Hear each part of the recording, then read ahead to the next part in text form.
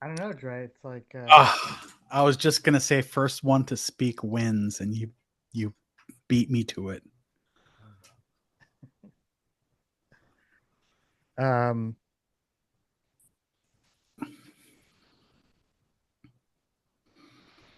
yeah, I got a whole bunch of people signed up and then they're like, oh, I can't make it. What do I need to I guess I just need to be more people get excited. I get it. People do get excited. I feel like this is a great opportunity. Like you get awesome people, so many good people that show up, so many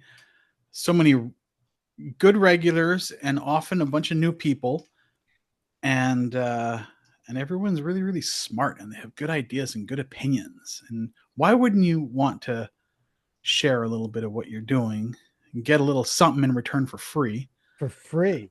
I mean, companies pay for this, right? They do. They're like, come in and evaluate our product. Just to be listened to. It could be like my side project could be like my self therapy, like a just group therapy. Yeah. I got this cockamamie idea. What do you guys think? Yeah, exactly. It's too bad. I mean, the other thing too is that I mean, it'll get better. It's like this is only the third time we've done it, and I haven't put any of them up. I feel like if I start putting them up on YouTube or whatever, I don't know, not necessarily YouTube, start putting them up and sharing them, then people will be like, oh wow.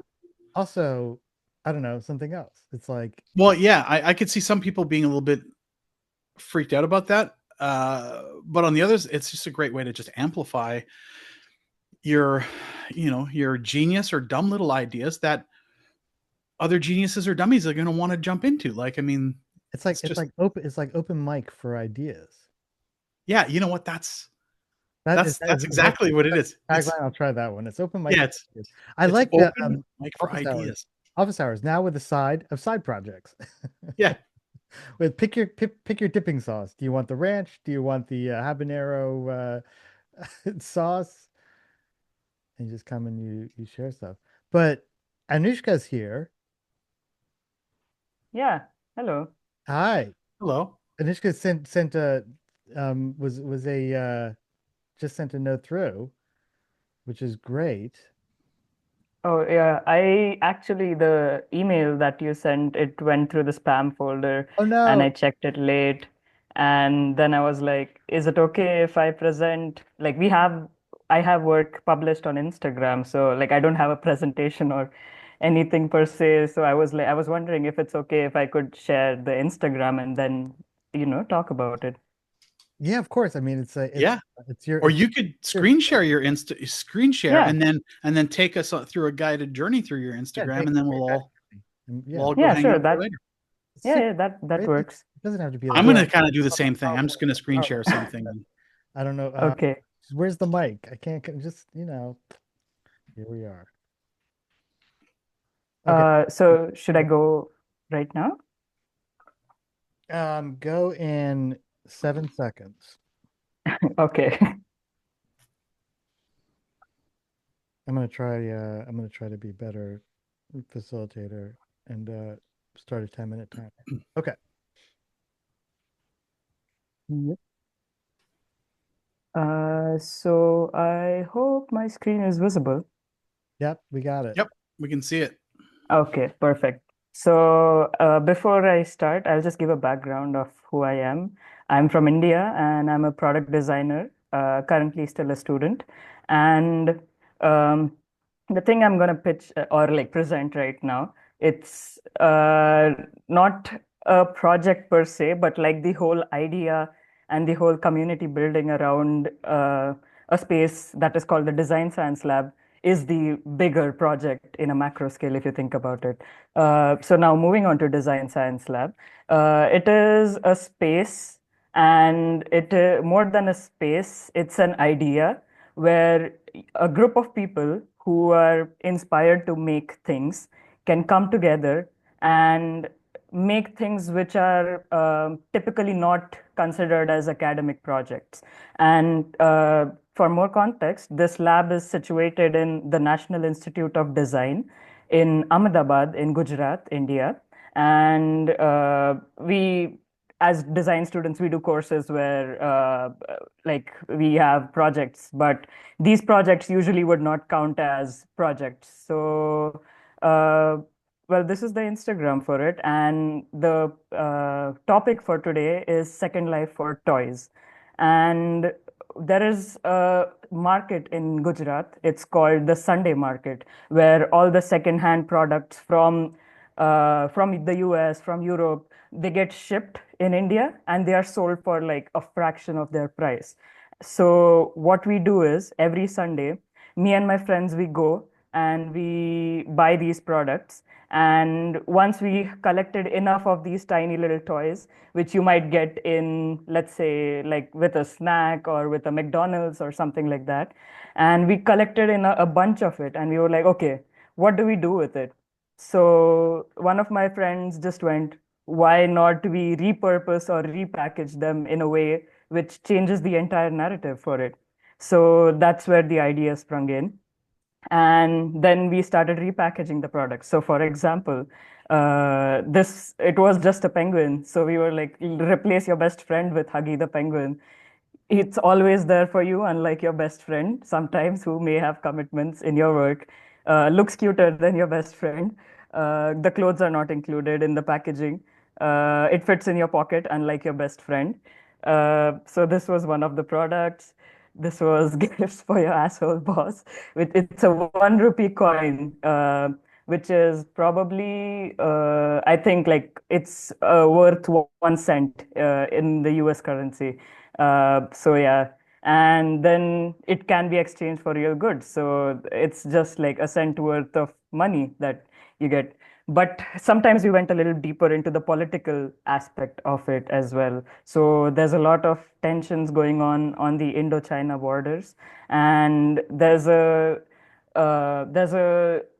phrase that is used by Indians that sometimes when we think that our lives become a little too comfortable, we say this term called, oh, but the soldiers are fighting at the Siachen Pass. So to get like, so the idea of this product was that, oh, you use this pass to get away or slip away from difficult conversations you have. You just use the phrase, oh, but the soldiers are fighting in Siachen. So there's a little bit of a political aspect to it as well. Um, well, this one was another product.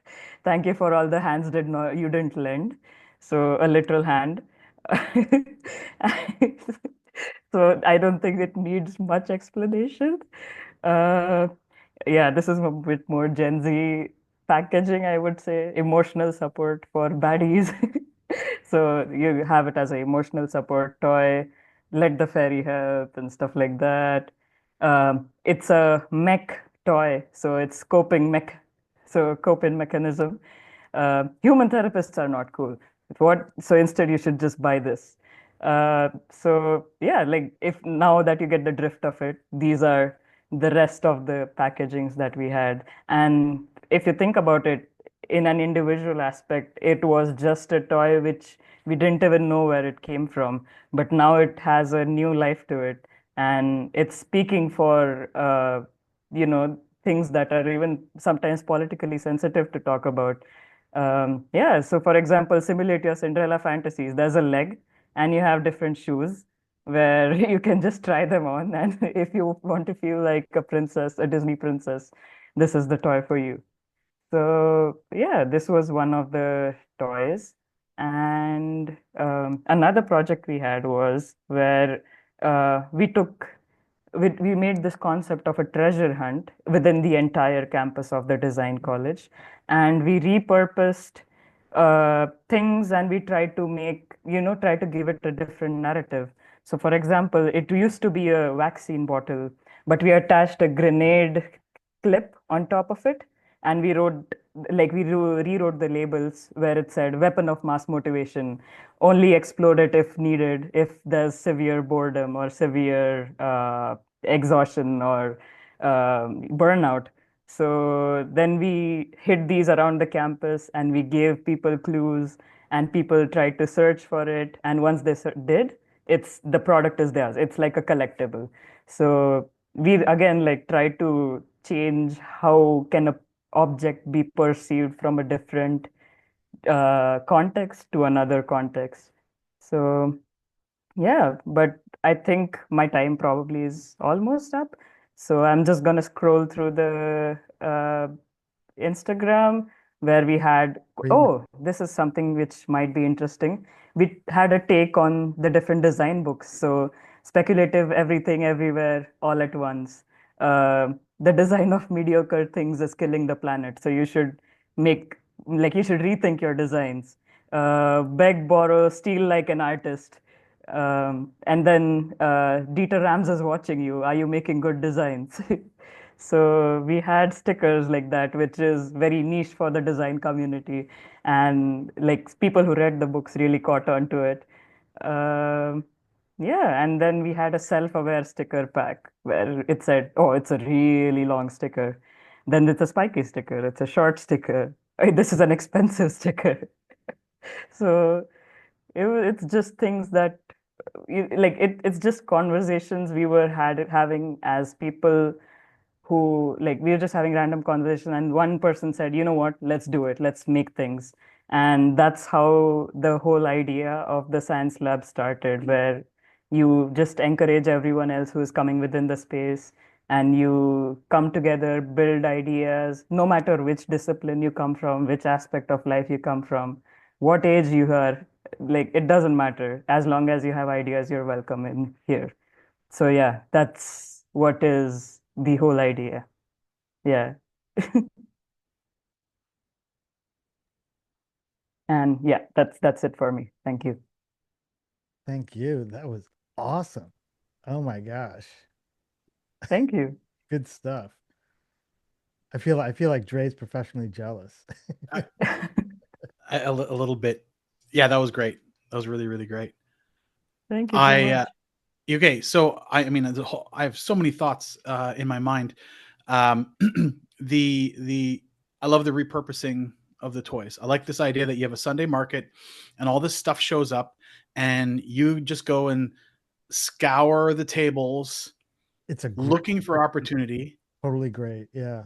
Yeah. It's like, I don't know, it's like improvisational. It's the repurposing is great, and what I love about it is that you're taking something worthless, like, like a McDonald's Happy Meal toy that was, disappointedly discovered in a Happy Meal, thrown away immediately, and now you've taken it, threw a little bit of plastic and paper with a nice little design, wrote a story about it, and you've transformed it without having to melt it down.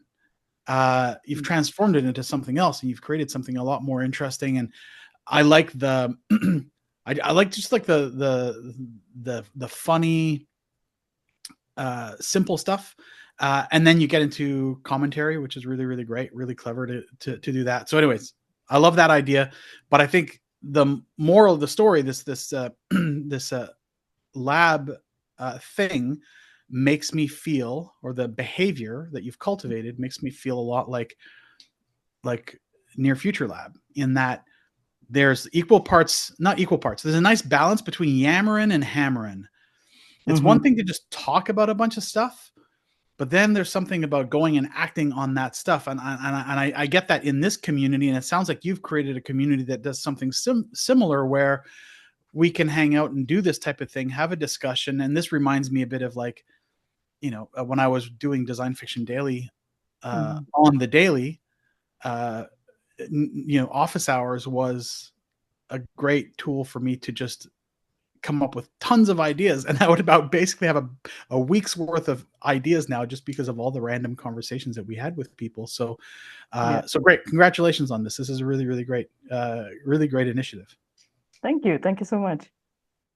Yeah, to just follow up on that, I really do think that maybe these sorts of markets are the distribution kind of mechanism for design fiction artifacts, right? Like this is what a great way to dip your toe into that stream. you know, Yeah. and you find yourself just, like collecting records, collecting knickknacks, going to yard sales. It's such a human, nostalgically, effervescent, relatable exercise, and to find this delight in it, like a candy almost for your future thinking, I guess. It's great. This is just fantastic. As I've effusively said in the chat, yeah, take my money, as I put it. Thank you. I think also it's the conversations that we usually ignore have one of the best like ideas. Like sometimes we just tend to overlook them, and that's where all the juice is.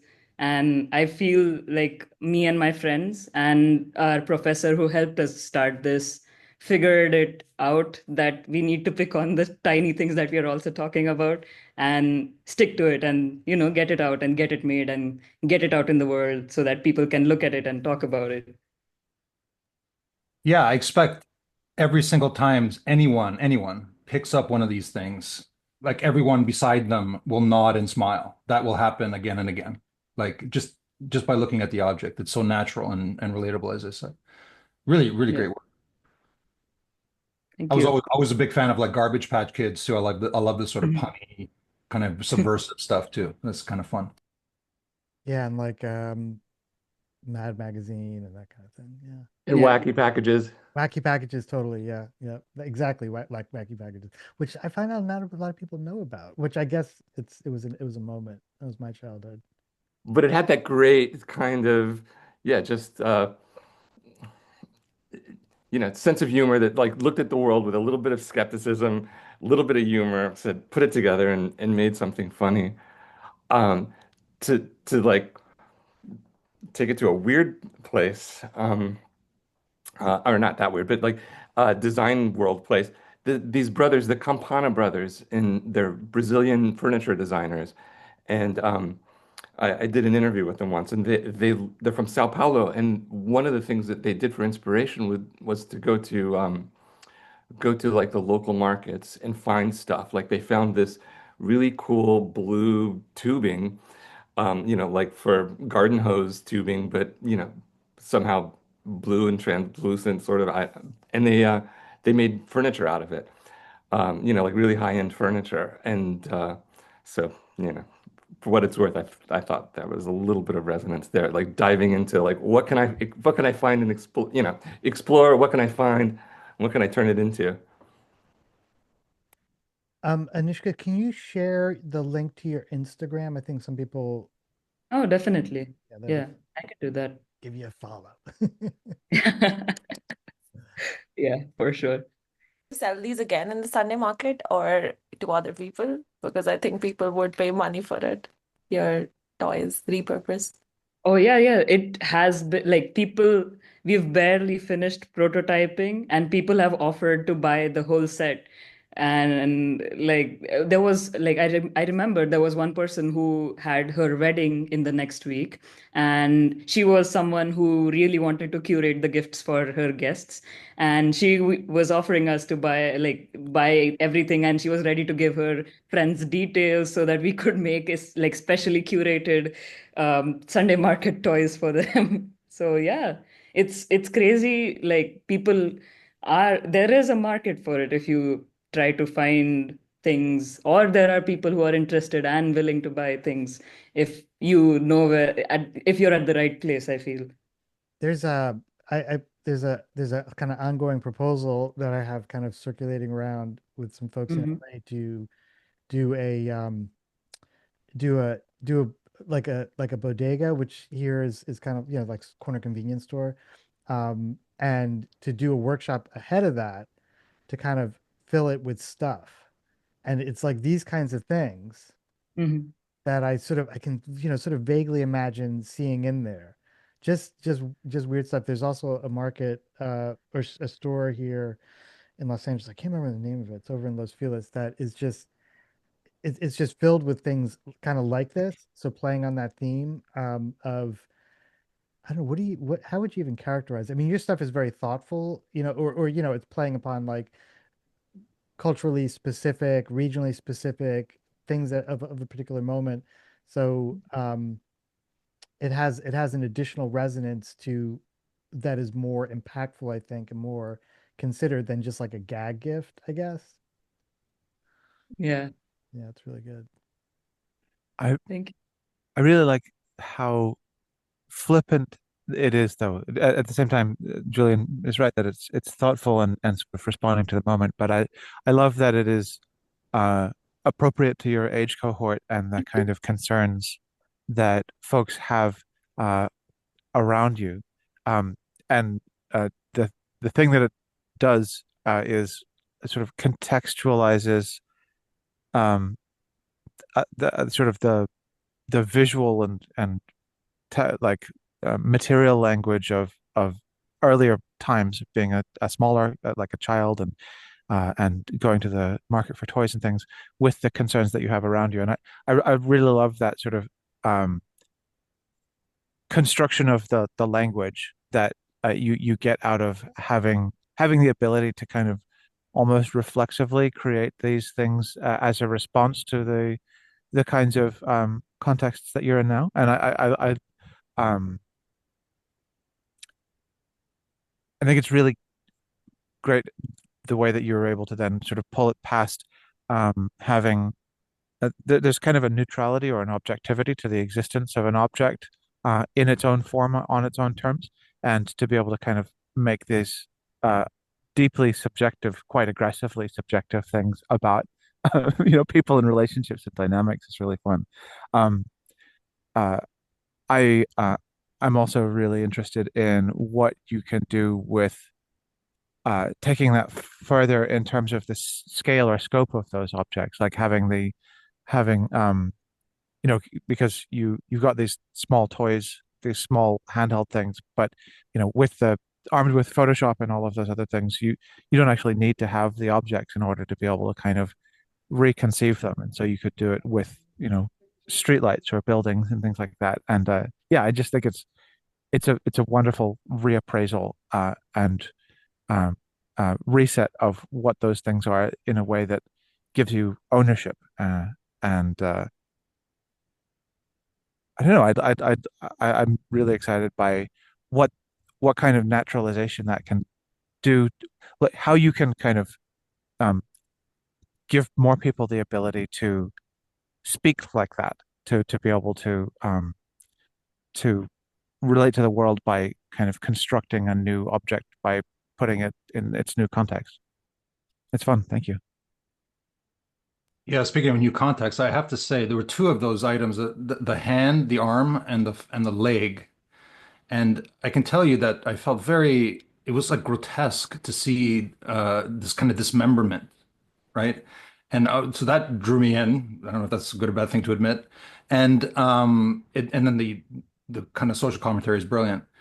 I'm serious about bringing this to Brooklyn. You'd find a real crowd for this stuff there. It's kind of almost the cultural aesthetic.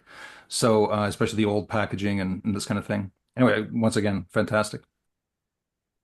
Thank you. Yeah, I was Have one thinking last that somebody comment. mentioned subversive, and I thought like doing some things that are kind of politically subversive or fun would be really hilarious, like Russian dolls, like with like certain people's faces on the Russian dolls or something like that would be really cool. And as I was thinking about that, I was thinking about Boalian theater, that where they would do these kind of preposterous performances in the streets of Rio de Janeiro that would kind of make jokes on what's going on with the politics, and it kind of your beautiful objects kind of reminded me almost of like Boalian theater in the market. It's like so cool. So great work. Thank you for sharing. Thank you. I think in terms of illustrations, a lot of people do that in like 2D media, but I think like 3D media is something tactile, something analog, really excites us and something that we can literally feel in our hands. And I think it's like as a product designer, I get to like I feel I am very grateful I get to explore more in that. Yeah. Oh, sorry. No, go ahead. Oh, I was gonna say some of your objects, like the more character-driven ones, or objects that you made characters out of, kind of remind me of like a reverse Funko Pop. So I don't know if you're familiar with the Funko Pop dolls that are, like these characters, usually from like big franchise epics or whatever. And they like as a character, as an image, like have this big backstory that goes with them. And like there's a personality that's evoked when you like buy a Pop and like put it on your desk or whatever. And you kind of like did the opposite of that. You went out and you found an object and then you like gave it this whole backstory and this whole personality, with just like a nice dandy little twist of packaging and narrative. I thought that was really cool. So yeah.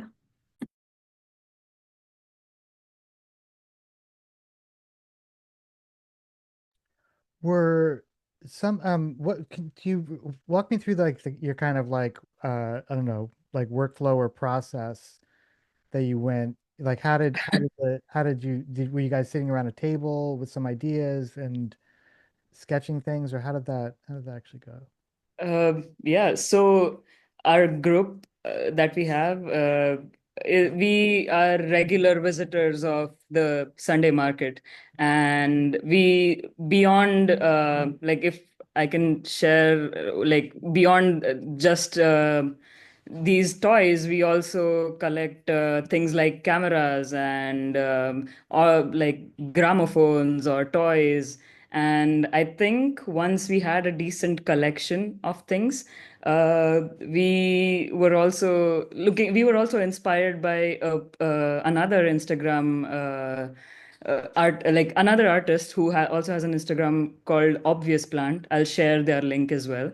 And we were like, okay, why not try to make it in an Indian context also? It was as simple as, you know what, it would be funny to repurpose these toys and maybe think about what life would it have if it was in India, or how would it be repurposed or repackaged if I were to sell it in India. And I think that was the spark where we started with one toy, and then we went on, and fortunately we have people who are funny enough who could come up with different contexts and ideate about different toys. So what we did was we placed out all the toys on like a cardboard, and then we went like, okay, this could be potentially used in this frame of reference. Like the legs could be, you know what, let's do like club the legs together, the shoes together. What is the close association with legs and shoes? Cinderella. So let's think of a packaging that is similar to Cinderella.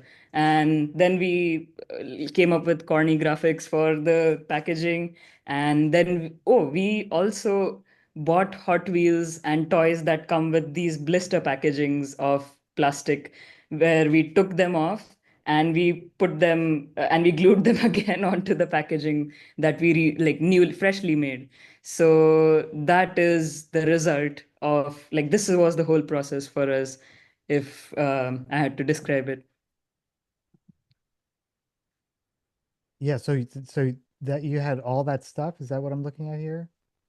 Yeah, so these are all the things that we have collected over time. So if you notice, there is like small cars over here.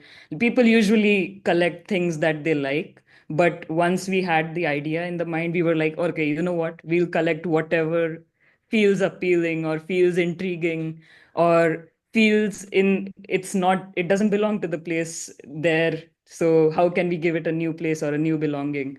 And this is how we collected things. So you can see there are like two Batmans over here. Those are probably from a McDonald's again. So yeah, like that's like a decent collection that we have, and it's like a group of like almost 10 people now. So we have typewriters. Like there's a lot of things that we have collected over, I think, a period of 5 to 6 years. So yeah. It seems like you definitely need that like a particular sensibility, a particular imagination to try to figure out what to do with something. Because you Mhm. think about doing this. Have you ever tried doing it with not just like your group, but like just the public in some ways? Like, Oh, yeah, yeah, for sure. So, for example, we came up with a workshop inspired by the 99-cent store, where they had products from the future which were made by I think Extrapolation Factory, and they had a pop-up exhibition. So we again sourced these random hardware parts again from Sunday Market, and we tried to imagine this place called Future District, where we think of Indian contexts and the speculation in the future. So, for example, this is a cross-species nutrient transfuser, which takes nutrients and vitamins from your animals or your pets, which are even from cows, which are considered very holy in India, and they transfer it to the human. So in the future, you will require this device to do that.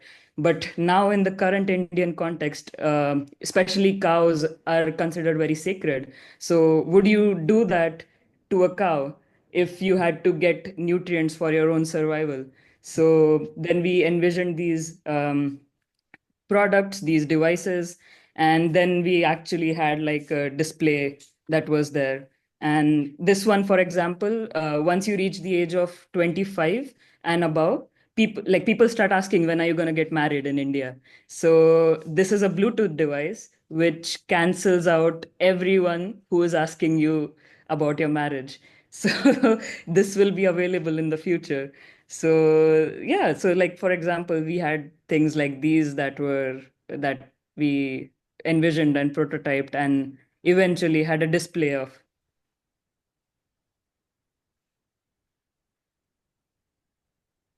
So when you're working with the public, what's the kind of what was the experience like? What was the brief? Because you imagine some people kind of like, sorry, what are we doing? We're making Yeah, credit, and I this thing that's doesn't look at all like what you just like those kind of more creative challenges that I don't know, mhm. um, kind of a normal human might have. Like, I don't get it. Yeah. I think for things like these, which are visually more difficult to comprehend, I think we have a bit of a warm-up exercise, where we give people exercises on speculating and world building that, hey, this is how we've so far projected our future to be, but it doesn't have to be like that. You can instead be the curators, or you can direct how you want your future or where you want your future to go towards. And then we started like giving them these exercises. Okay, maybe you have two words which are not attached to each other at any, like there's a shoe and there's a spaceship. So if you had to take these two words and speculate what would happen to them in 2030, how would you come up with the product or something that works in your vision or your idea of the year 2030? And we eased in people in these exercises and then eventually helped or asked them to prototype these. Yeah, that's great. Super I inspiring. also really like the kind of cataloging aesthetic. Like I grew up in Canada and another British Commonwealth, and the idea of like organizing things into categories and labeling. This reminds me of a lot of the ways that I saw like secondhand stores and so on. It just again the packaging appeals to me as well, Yeah, totally. and the ideas are just fabulous. I mean, they seem like right on point in terms of design fiction. Thank you. I think we take a lot of inspiration from these existing speculative design studios or people who are working with design fiction, Fiona and Anthony. And we also try to put in a little bit of where we come from geographically as well. So, for example, if you see the green prices, those are how prices are put on toys or in Indian general stores. And like we just decided on, okay, what could possibly be the price for these? Like, of course, these were determined with the people who prototyped these.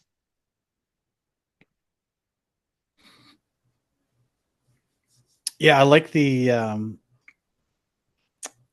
you mentioned Fiona and Anthony, and I see the inspiration, the speculative design inspiration, but I also like that you just have a totally different aesthetic. than what you would normally see in speculative design, which is typically like, white and clinical and very antiseptic. And this feels a little bit more like Jugad, if you will. Yeah.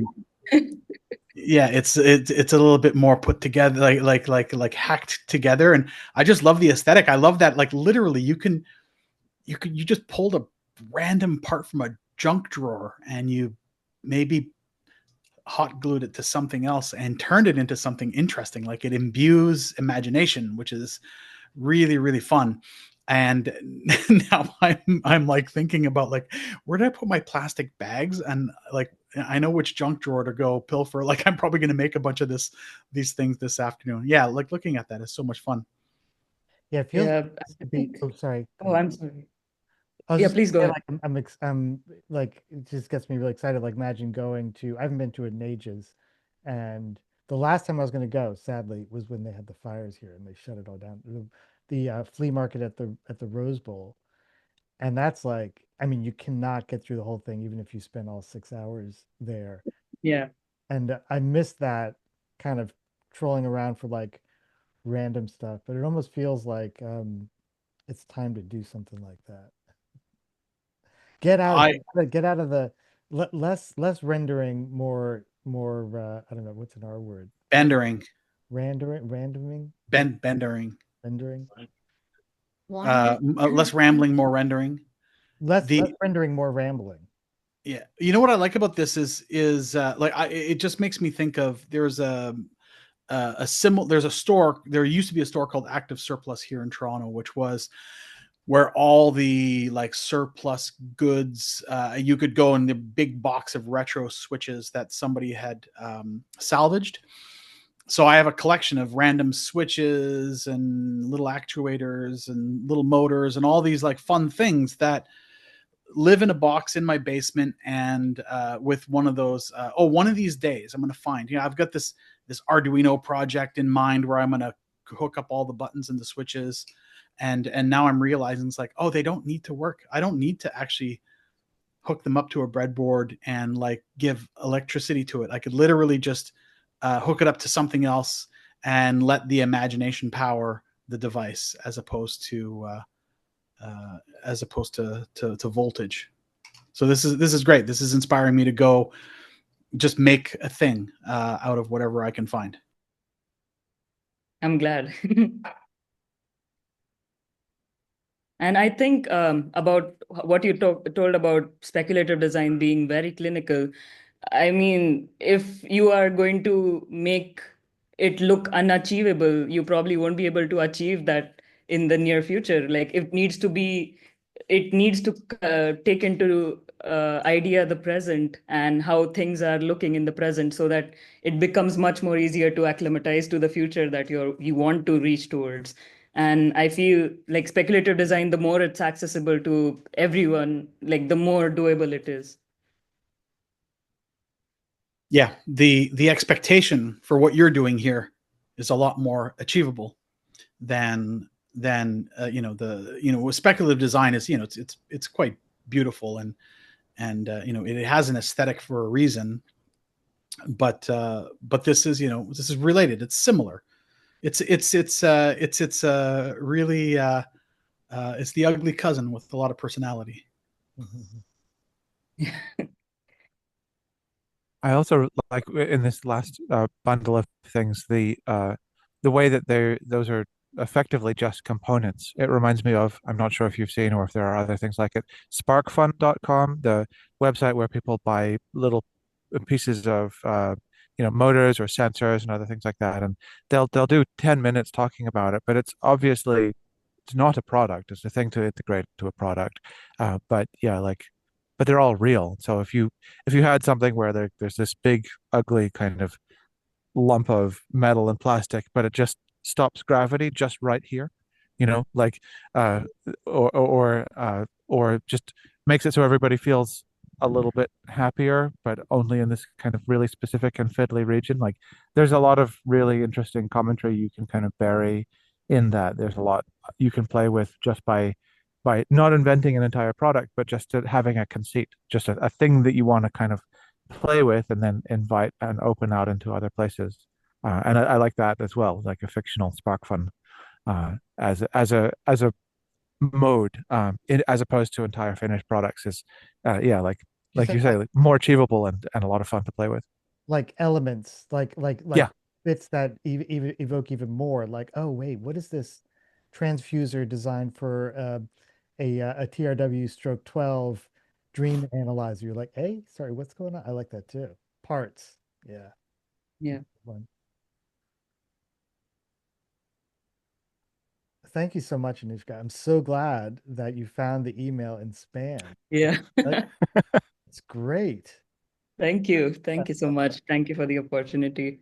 Yeah, and thank you for sharing. And now it's like a whole world. It's like now I've got Yeah. that's really great. I will probably come back again and let you guys know what we are up to. I hope so. Absolutely. Please do.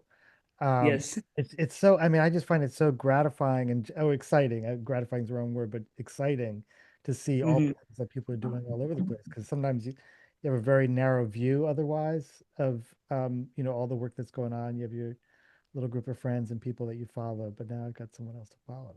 Yeah. Amazing. And it's always lovely to share. It feels That's good, what, right? yeah, it Yeah. feels so nice. This is not like we're not mean angry people. Yeah. Oh, one thing, maybe if I have the time, Yeah. so me and my professor who started the lab and one friend of mine, they went to Japan to conduct workshops similar to the Future District. And they came back with this newfound liking towards gacha toys, which are these capsule toys that you get in Japan through vending machines. You insert a few coins, you twist it, and you get like a toy. So we had like a 6 week workshop where we came together and we tried to prototype our own gacha toys. So like I've tried to come up with a few, and I'm not sure how clear it would be, but it's like it's like a character I designed. His name is McDonald's because he used to be a mug, and it was as simple as we had a mug in the lab, like a oh, mug is actually, now that I think about it, mug is a very like it's a device used to pour water in the bathroom, not like the coffee mug. So that's how it is used in India. But he has a body of a mug, a face of a rabbit, and 3D printed hands and legs. So like this is what our latest project is. So I'm like trying to make mass manufacture, if you may, products and these toys. So yeah, it's still in prototype phase, and I'm hoping it goes somewhere. Great. Amazing. Thank you. Yeah, thank you so much. Um, Shreya, you were gonna present? No. No? Who else? Let me look at my list. You don't have Maybe anything? next Friday. Next Friday? Yes.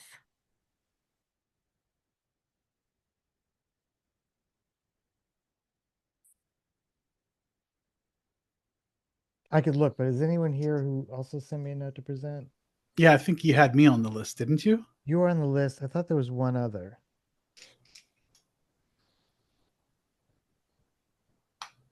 Yeah, you can go. Let me while I deal with the Oh, hang on. Let me take a peek here. I had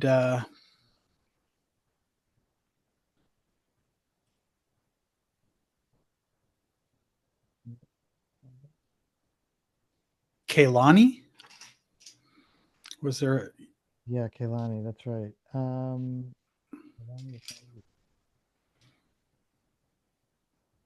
I mean, it's you.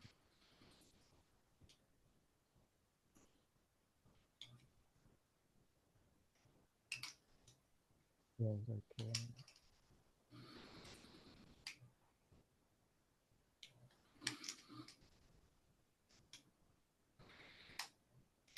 Yeah, a lot of people. I mean, I just yammer on this office hours all the time, so I'm happy to let other people do the presentations, but we need to fill some dead air. I got a side project to show.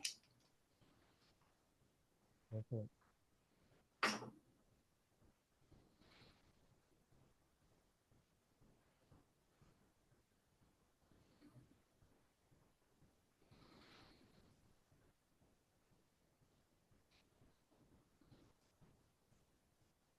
How you doing there, Julian? You finding the right person? Otherwise, I can just go and fill up in the next 10 minutes. You go. All right, I'll do it.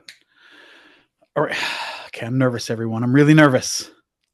All right, I'm going to talk to you about a thing called the artifact scanner. Some of you have seen it already if you're part of the Near Future Lab, and some of you may have seen it in person if you were at the Imagine Harder Summit this past fall in Detroit.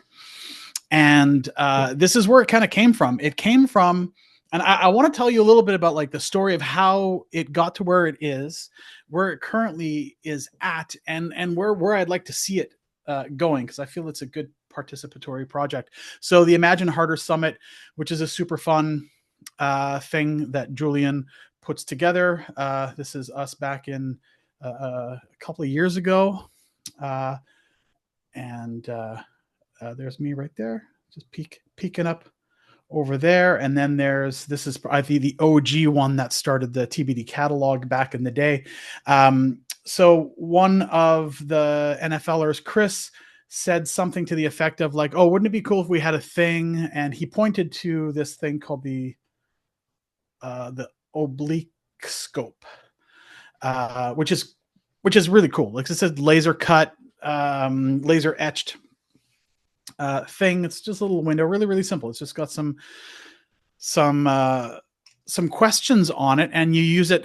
You pretend it's a digital device. I like the idea that you're activating the imagination. You're pretending it's the digital device, and the original idea was like, oh, let's just repurpose this. Let's just put the Near Future Laboratory logo on this, and we'll reach out to these guys. And I think Chris reached out to them and didn't really get a response, and we weren't going to just put our logo on their thing.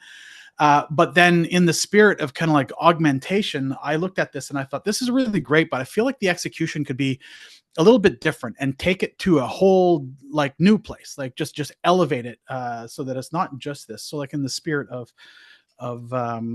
remix culture, we remixed.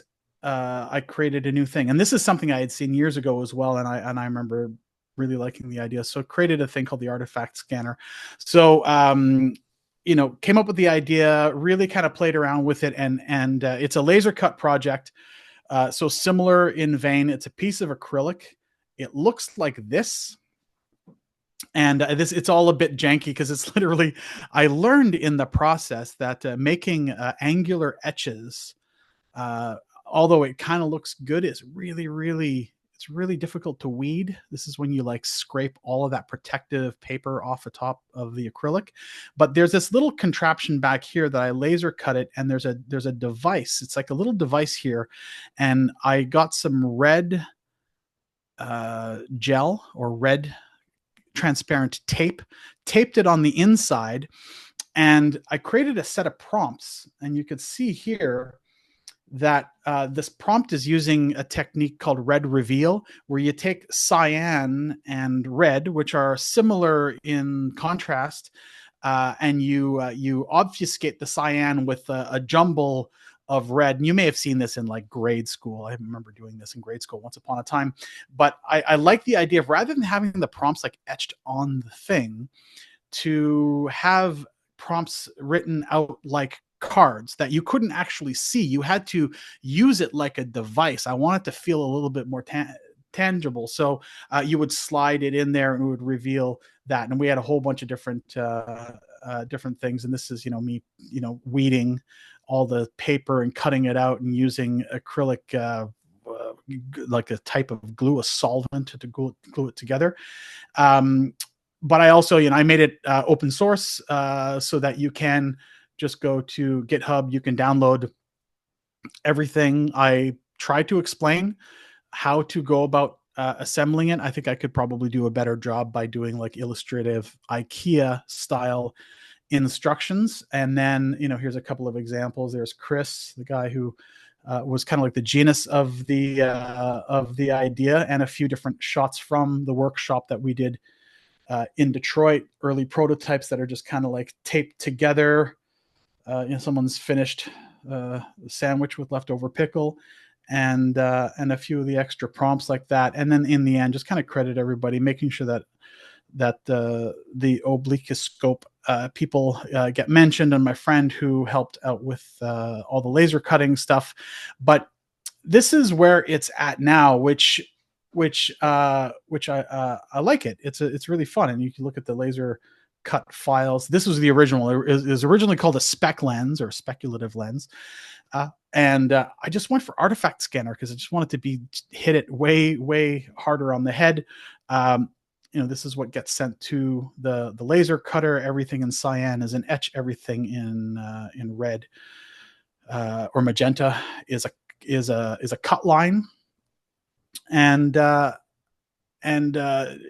what I want to do now is like I'm hoping that we're going to see Imagine Harder Summit in the fall again, and I'd like to make another version of this. And this time I'm probably going to do something a little bit more on the 3D printed end of things, and make it a little bit more complicated. I think I want to incorporate some kind of an LED in there to give it maybe a button that you can press, and maybe it lights up and it does something fun. But I want to retain the red reveal technique of printing prompts, and I'd like to set it up in such a way where prompts can be tailored for specific uses. So in this case, there was half of the prompts were kind of generic future thinking prompts, like, imagine, it turns its limitations into a strength. Cool.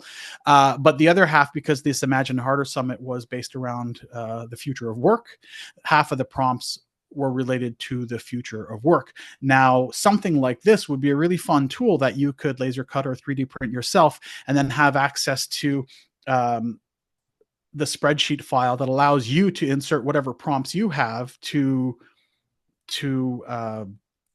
be relevant to whatever context you need it to be relevant to.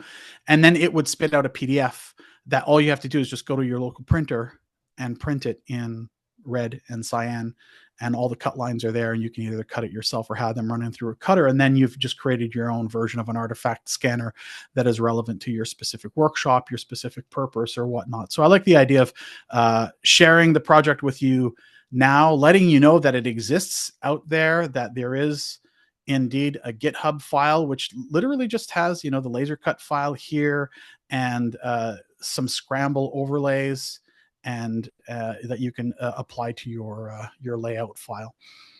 So yeah, that's it. Didn't even need 10 minutes for that.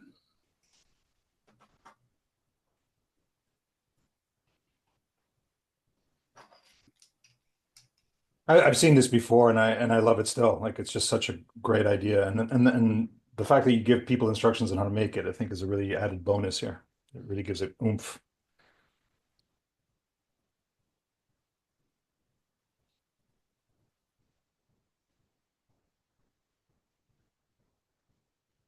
I wonder about it in the context of like what Anushka does. Like, what would it be if this was, if you put it in a, like a blister pack, and how would you describe its purpose?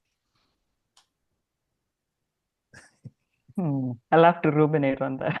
It doesn't, I mean, in the sense of, for like a normally practical person, kind of like, sorry, what? What does it do?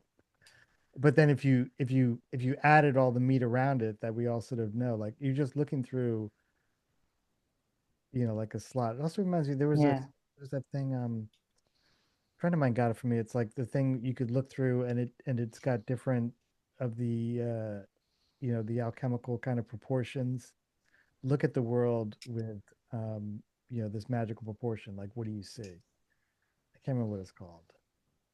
I think we used to call it a viewfinder, but as during our academic studies, especially during composition and while teaching composition, we were asked to cut out frames into just sheets of paper and just go outside and just look at everything around you through that frame. And it does, like, it may seem it's like doing nothing in a functional sort of way, but it is really facilitating you to look and focus in that particular frame that is given to you. And I think if even if it's doing something as facilitating and enabling you to think of things that you usually wouldn't have thought at that space and time with those particular things in your view, I think it's still a functional thing.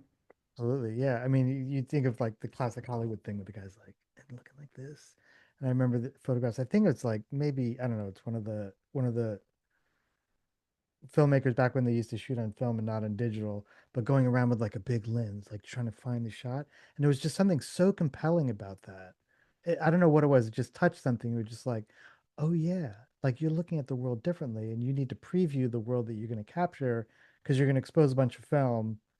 So you want to get it right, like Stanley Kubrick or something. Just like looking at it, but it was like they had this whole contrivance that you knew was just it was either bespoke because of the lensing they wanted to use, like someone like a lens maker made it for them for just for this film, which is kind of classic Kubrick. And like, I guess filmmakers do that. They commission lenses from Zeiss, and the Zeiss, magicians and alchemists will like put together just the kind of lens they need with just the right amount of kind of, bokeh and lens flare. And so, I don't know, we'll try it. We'll give you a shot and see what we can put together for you.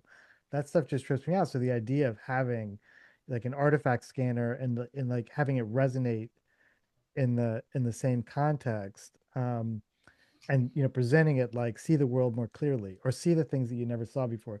People will be looking at it and be like, but I don't get it. It's just a thing to look through. And if you had the instructions on the back, it's making me think also of the text on that jogging book that I'll sometimes share, where it's like people have no idea what it is. This is a book that came out like in the 60s. People are like, I don't understand what jogging is. Why would I want to do it? And the guy's got to explain it. It's like walking but faster. It's good for your heart and lungs. Oh, really? Sounds like a scam to me. Well, before that, the only reason why you ran was to like away from something. Yeah, because you just held up a liquor store, Yeah. a bank. So you didn't want people going out to get exercise to get accosted by the police, thinking that you're running away from a robbery. I like that you brought up this, the idea that a director might do this to frame a shot, or they actually have a handheld director's lens because a lens will give you a little bit different perspective than what your eye will see if you're going to do like a macro or a wide. But as much as you're trying to figure out what is in frame, it's also really important to understand what's not in frame. From a director's point of view, understanding what's not in frame informs where the crew is going to be, informs where the rigging will get set up, where the rails for the dolly need to be. And I think if you apply that thinking here as well, a frame, an aperture gives you context. It allows you to focus on what should be in that context, but gives you permission to ignore what's outside of it, but also pay attention to what's outside of it, knowing that if you move it a little bit, that might go in. That sounds very, very fluffy and hoity-toity way of looking at it, but to me, I think that when you're thinking in the imaginative realm, it's important to think about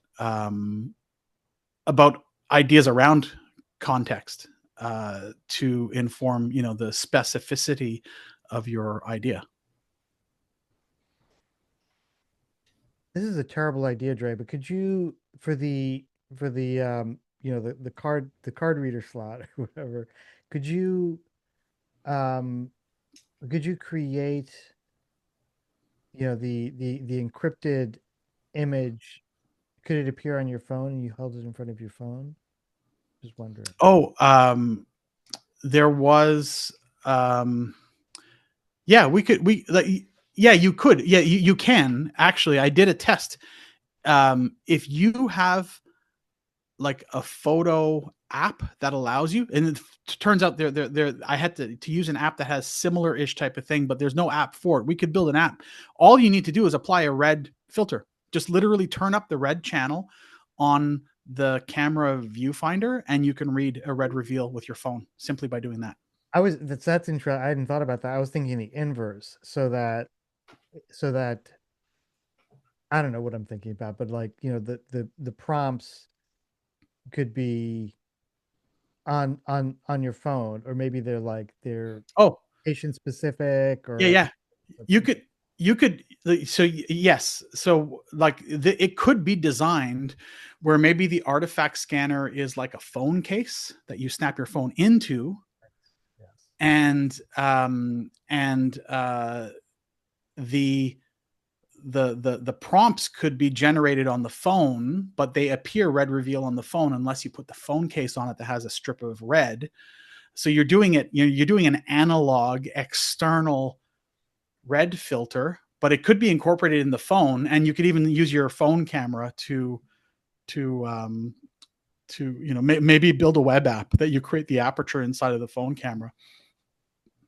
Brandon's going to have an awesome AR idea for this.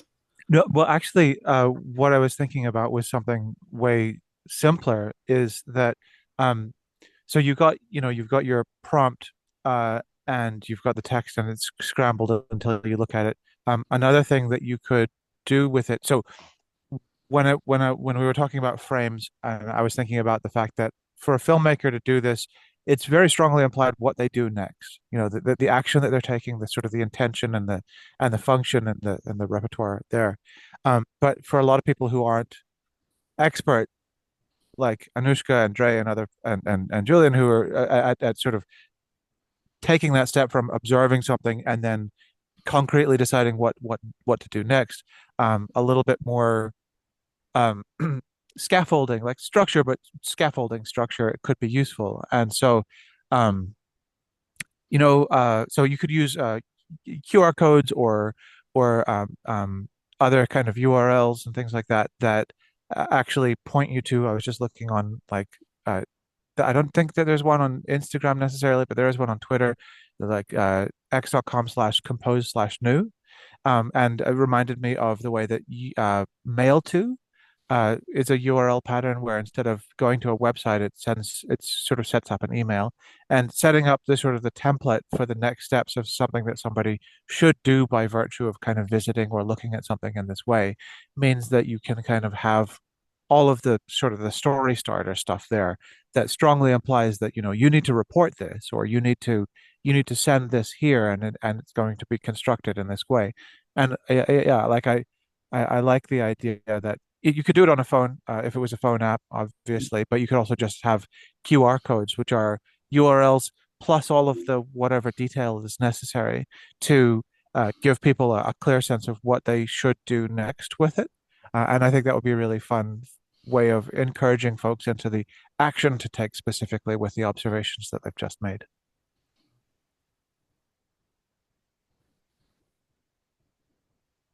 Yeah, that's great. I think that there's a whole bunch of exploration around the how much digital versus how much analog. The beauty about just analog alone, it gives you a reason to like leave your phone behind. You're at a workshop.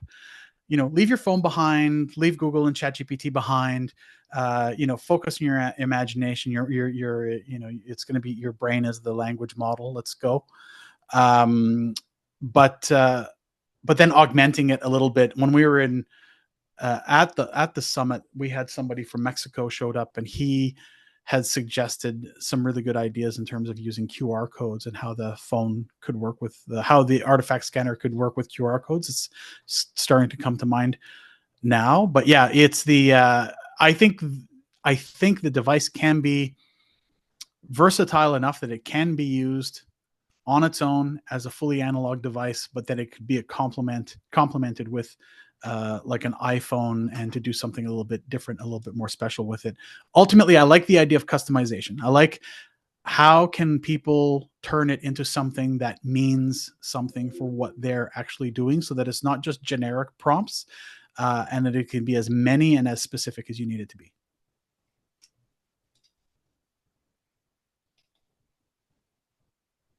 Yeah, your sort of interest in keeping the digital away from it as well is a really interesting kind of reminder and provocation. So, like, it's harder to get people to do it, but like a whole pad of sticky notes which have templates for those things could be a good thing for people to say, like, these need to be filled in order for this to be a valid QR code or other things like that, so that Have you ever drawn a QR code by hand? It's super hard, but it's entertaining to finally sort of get it away. You need a whole big piece of grid paper.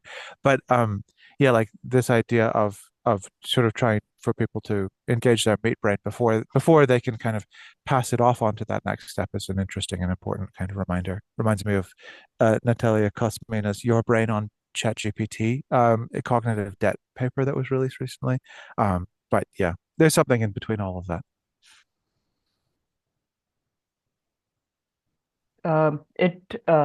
The individual elements of the artifact, it reminded me of these 3D glasses we used to get as kids, where it was on the back of magazines, where one film was blue and one film was red, and the whole magazine was, like you could view it in a 3D sense of view. I remember it was a Toy Story magazine, but that's irrelevant. But I feel uh, it has a good metaphor of how we are looking at eyewear as digital technology now. And but in the previous times, it was still so much more analog yet immersive at the same time. So I was thinking, what if there was variants where we had these 3D glasses or just glasses with the red paper or red filter on, and we have prompts placed in different corners of, let's say, a confined space, and we let people explore within that area and ask them how do they look at that space given that point of view or that trigger point where they question something. Yeah. So those glasses, they're anaglyphic glasses, is what that's called. And it's funny, I actually have like a professional pair of anaglyphic glasses because I shoot I shoot stereoscopic video and photos. And in order to edit the video in Adobe Premiere, you can use a headset, or there's a plugin that you can use that will separate it into anaglyphic things. So you put on these glasses while you work and you get like a stereo approximation while you're editing, so you can get an idea. So there's something fun there. But your idea of using the different colors, because you're right, it's like the cyan will cancel out the cyan, only bringing in through the contrast of the red, and vice versa. And this idea that you wear red, I wear cyan, we both go into the same room together, but you see something different than what I'm seeing. And I had a conversation with a friend last week about this because we were looking at shadow puppets, like a shadow puppet show.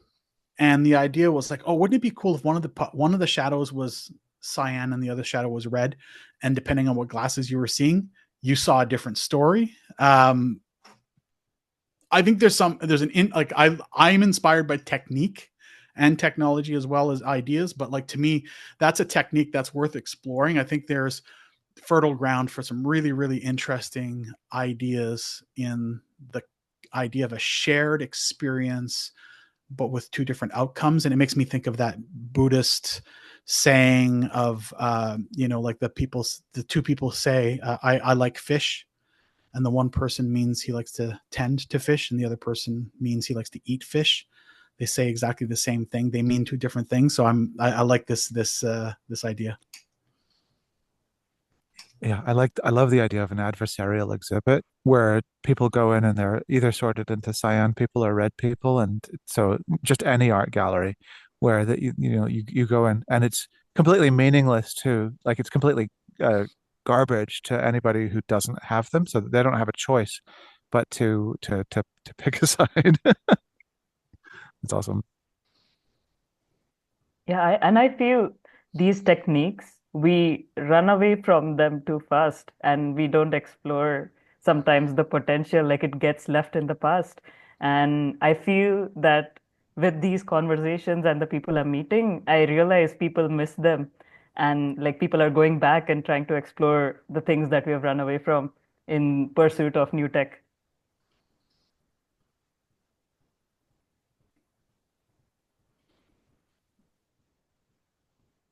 Oh, you're muted. Yeah. I mean, I love that it's analog. I don't know. I don't know if it's such a, from what I said, I'm not saying anyone else is suggesting, just one made me think, I was like, "Oh, really, like digital." I was sort of thinking a little bit, because I was there and using it, that you had a whole you had a whole pile of prompts. And so I started thinking like, or how can you, I don't know, it's easy enough to have more. You just print more. It's not a big deal. You know what I mean? So, yeah, I started thinking about things like um having a whole stack of them, like in a beautiful box, like Brian Eno's oblique strategies, where you can just kind of slot them in. Which also makes me think that maybe just even the not the mechanics, but now we're getting to the mechanics of it actually, like having them like a little bit bigger so they're less a little bit kind of fiddly. I know you were just, I mean, you basically drove your truck down from Toronto to join us, so I'm not, Yeah. I barely got these done, so nothing about that. It's just like, where would it go if it was that product that Anushka and her people were doing, and it had, it came with like comes with five, prompts, buy more at, kind of thing. Yeah. Collect them all. Collect them all. And which also makes me think now, because people were writing about the wacky packages, like what are other things you could put in there using that beautiful kind of, British SAS kind of like top secret reveal, just squeeze a bit of lemon on the paper and hold it over the toaster, and it will reveal the secret message before cryptography kind of, fun wackiness. Yeah, it's sort of cool. It's really cool. That was a surprise though. I mean, because when you were talking about it, you were very much the the fork of the earlier project. Whose project was that again? The obliquoscope people, or Yeah, so there's yeah. the scope, and then there's the Dre fork of that design.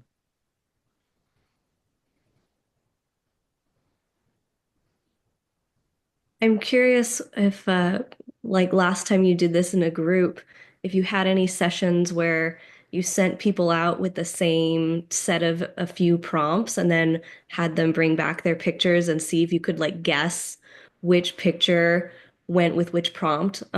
So like, can you guess kind of what someone was being prompted by a photo without the prompt below it? I don't. Well, we didn't have picture. We didn't send them out asking them to take pictures. We just sent them out to go shoot, not shoot, just hold the thing in front of something. But we didn't send them out. We were all in this room together. It was a tool that we had. People took it to lunch and had some fun with it. But we didn't. There was no real like. We didn't formalize the return aspect in terms of like come back with your ideas or make a list of whatever. It was just we were doing a lot of thinking throughout that weekend, and this just was a tool to help you think more without the expectation of a result. But I think that idea of giving people a bit of a mission to go and scan something and take a picture of it while you're at it and come back and tell us what prompt you used when you looked at it, and try to tell us what came to mind when you did it, or play the game of guess the idea, pair the image with the prompt to match the idea. Then that can become a really fun collaborative game that could also become very, very generative. I can see a lot of new ideas coming out of that. So yeah, thank you for that. That's a good idea. Yeah, thanks. And it sounds like fun, what y'all did there. So it's a really great tool. Yeah, I think it was just like what could we, it was like another component provocation object device. And then other things there were, we had well, John and Cezanne had their massive cyberpunk Board game. board game, huge board game that like fit on two picnic tables kind of thing. Which was super cool. They got a big grant to continue that work, which is super cool.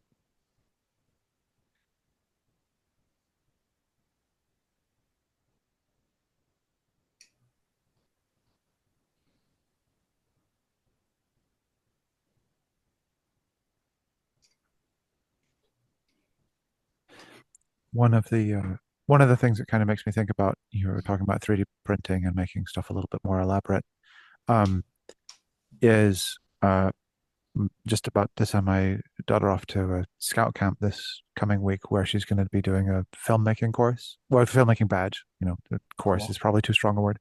And so I've been sort of trying to explain some of the most absolute basic mechanics of like what a zoom versus telephoto is, both like in a technical sense and then thematically what it means when you use it.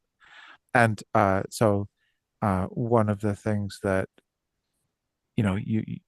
that people sort of fail to kind of explain with zoom versus telephoto versus just getting closer and things like that is what it does to the overall scene and how you kind of focus or background kind of certain elements and things like that. So like having, for example, different probes and distances for photography or frames or jigs for taking particular kinds of photos to be able to kind of capture something in a clinical or an exact way is an interesting way of forcing people into seeing something or constructing an artifact that they can then kind of work from or with. Sort of thinking about like if you take a turntable of something from so many centimeters away, or if you're forced to capture like absurdly close surface details of things that obscures the overall context of it, then those are specific things that you can then appraise and kind of think about and play with as a frame of reference that is a little bit more than just a particular like object, and kind of breaking those things apart means that people can end up with more freedom to interpret exactly what's there. I like that. Yeah, I like that you're teaching your ideas around around lensing, and also I think another good thing too is to do is to reinforce what the conceptual or emotional idea around lensing. Because you can fill the frame with someone's face by either using a zoom lens from far away or by getting really close to them with a regular lens.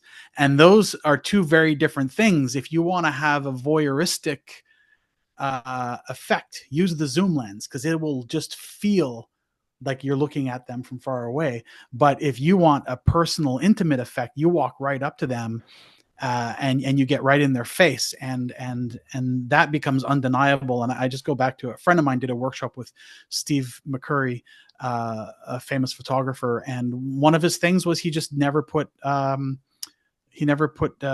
anything more than like a 35 or a 50 millimeter on his camera, which is just, it forced him to get close to the subject. And that is one of the scariest parts of photography, is to get right in there. It's easy to shoot something from far, but really difficult.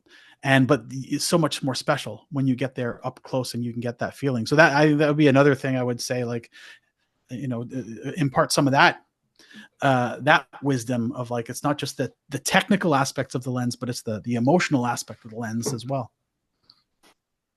Which is like, how old is your daughter? 12. Yeah. Okay. Oh, actually, she can get that. If she's your kid, she'd probably getting that. Yeah, that reminds me of, if you've ever heard of the selfie effect, the fact that, so normally when you're even if you're looking at a mirror and you're looking at it this far away, then the image is actually twice as far away.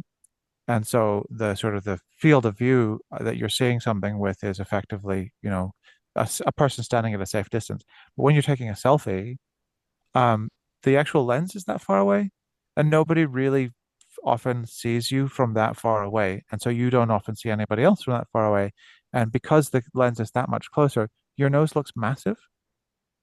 And so yeah. So it's been responsible for a lot of people's dysmorphia and people wanting to augment and change their face surgically in order to make sure their nose looks the size they feel like it should look. So yeah. Yeah, and that's that wide angle compression that happens, right? Yeah. Yeah. Actually, I know there's a really cool animated GIF that demonstrates that concept.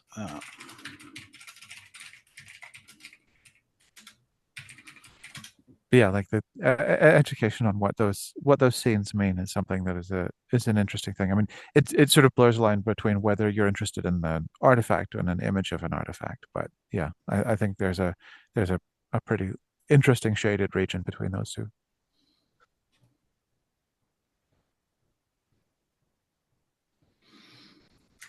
Yeah, there's an animated GIF on this page that demonstrates the compression effect of a lens. Yeah, when you get wide angle, you get your face will stretch and you'll lose your ears and everything gets all strange and weird. Yeah, and you're right. That's what people are seeing. They're seeing a wide angle view from their camera and they think their nose is bigger than it actually is.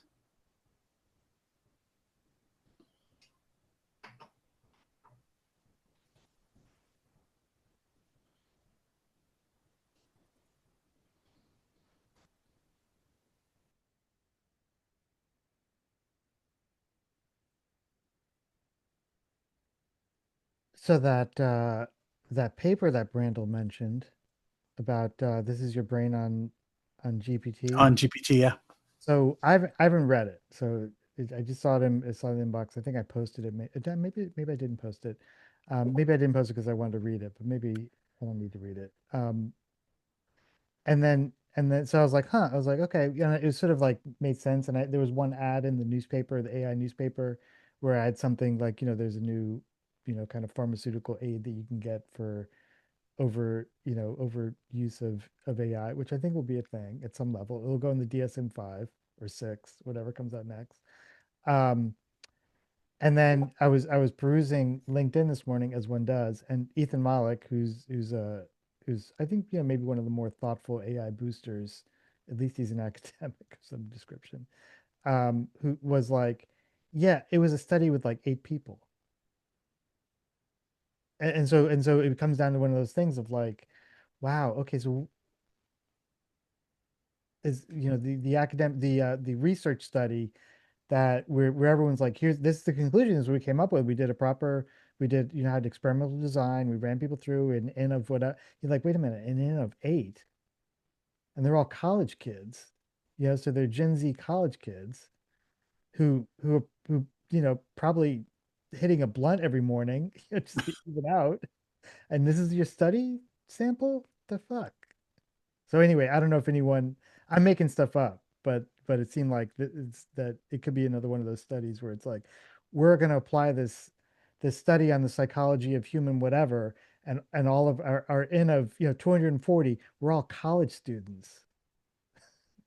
And we're going to change our whole policy about education based on what a bunch of knucklehead college students thought because we paid them $30 a pop or something like that, and pizza. Of course, they're going to sign up for the damn thing. Say whatever you want. Anyway, is anyone what opinions or thoughts? I read the abstract and I'm just skimming some stuff now. It looks like it was 54 participants, which is still nowhere near needed for statistical significance. And then the third thing, only 8 people show, something like that. I'm not biased one way or the other. I'm both like, yeah, totally. I mean, I use it, and I'm just, I don't think I could write another proposal to save my life on my own. Because they're all the same as boilerplate at some level. You're like, here's what's going on. Anyway, sorry, Trey. Yeah, no, it's definitely not statistically significant, but it's an interesting test. Okay, cool. Now let's try this with 1,200 people. Yeah, and see what the results look like and see what we learn from that. I mean, I can only subjectively think about how, because the idea is like it's changing the way that we're thinking, and it's it's changing the way that I'm thinking, but I feel like I've gotten way better. And even just the other day, I was just like Natty writing a letter, just writing someone a big thoughtful message, and after writing it like unassisted and fully Natty, I was like, damn, this is good. This is tight. I got all my points right. I'm like, oh, it's making me a better writer because, I'm editing it all the time and always, tweaking and fixing and doing stuff. So for me, it's augmenting my practice. I can do a lot more faster, but it's also augmenting my skills, and I'm glad for that. But yeah, I don't want to be in a situation where I'm offloading, the fun stuff, the thinking. I still really like doing that stuff. Yeah. I mean, in terms of the actual sort of substantive, like the sort of the methodological validity of the study, I absolutely agree that it's too small to be meaningful on its own. Unfortunately, the more you dig into any kind of psychological studies, the more sort of niche and specific those things are. Like a lot of ideas about what female fertility are is from some like random French village in the 1970s. And so, and we've noticed that human core temperature is getting progressively colder over the last century because we first measured that in rural Germany in the 1890s, and we now realize that they had really bad sort of general infections and inflammation from the food that they were partially allergic to. So, like, those things are wrong. And what it means is that if you want to be serious about something, you just need to do bigger studies. So to Dre's point, that the in order to sort of test it against the replicability crisis, this in the sense that like a lot of people will ship interesting observations that will disappear under more rigorous kind of conditions. So yeah, I agree that it probably means less than we think. At the same time, I would say that, the folks in a room like this, not specifically this room, but obviously, love you guys, are inevitably going to end up using tools more thoughtfully and usefully than other people. And so it would probably be distressing to realize the extent and the level to which some people have managed to succeed in offloading their thinking. And I look forward to the sociological studies of that as well. Just if I want to, if I've been having a really good time on a day and I want to make myself feel real bad. So yeah, like I Who are those? Who are the people? Say that again. well, people who have just like offloaded their thinking, and just she's got like people who aren't thinking with their meat brain anymore, and they are just checking. You see it on Twitter with people saying like, "Grok, is this true?" Um, Okay. and without doing the slightest bit of, and then that, like, to be clear, like that is not a new phenomenon. It's just that people who are not, reflexively in the practice of thinking for themselves are now using ChatGPT for it instead. But that's not to say that it doesn't bring new dangers with it. Like it's not ChatGPT's fault, but some of the things that can be attributable, like horoscopes don't tell you to jump off a roof for the most part. I am guilty of offloading some thinking to the point where I'm aware enough to know that I need to correct that behavior, and that is with Google Maps and navigating. And I think a lot of us probably agree with that. But you have these moments where you're driving around, and I don't question. I don't know where it is. I just hit a button. It tells me to where to go. I follow the line. If it says, "Hey, I found a faster route," you just do that, and you end up at the place at whatever time it told you were going to get there. And then I think, okay, what happens when we have a Kessler syndrome thing going on, where all the GPS satellites go out and you're no longer able to navigate?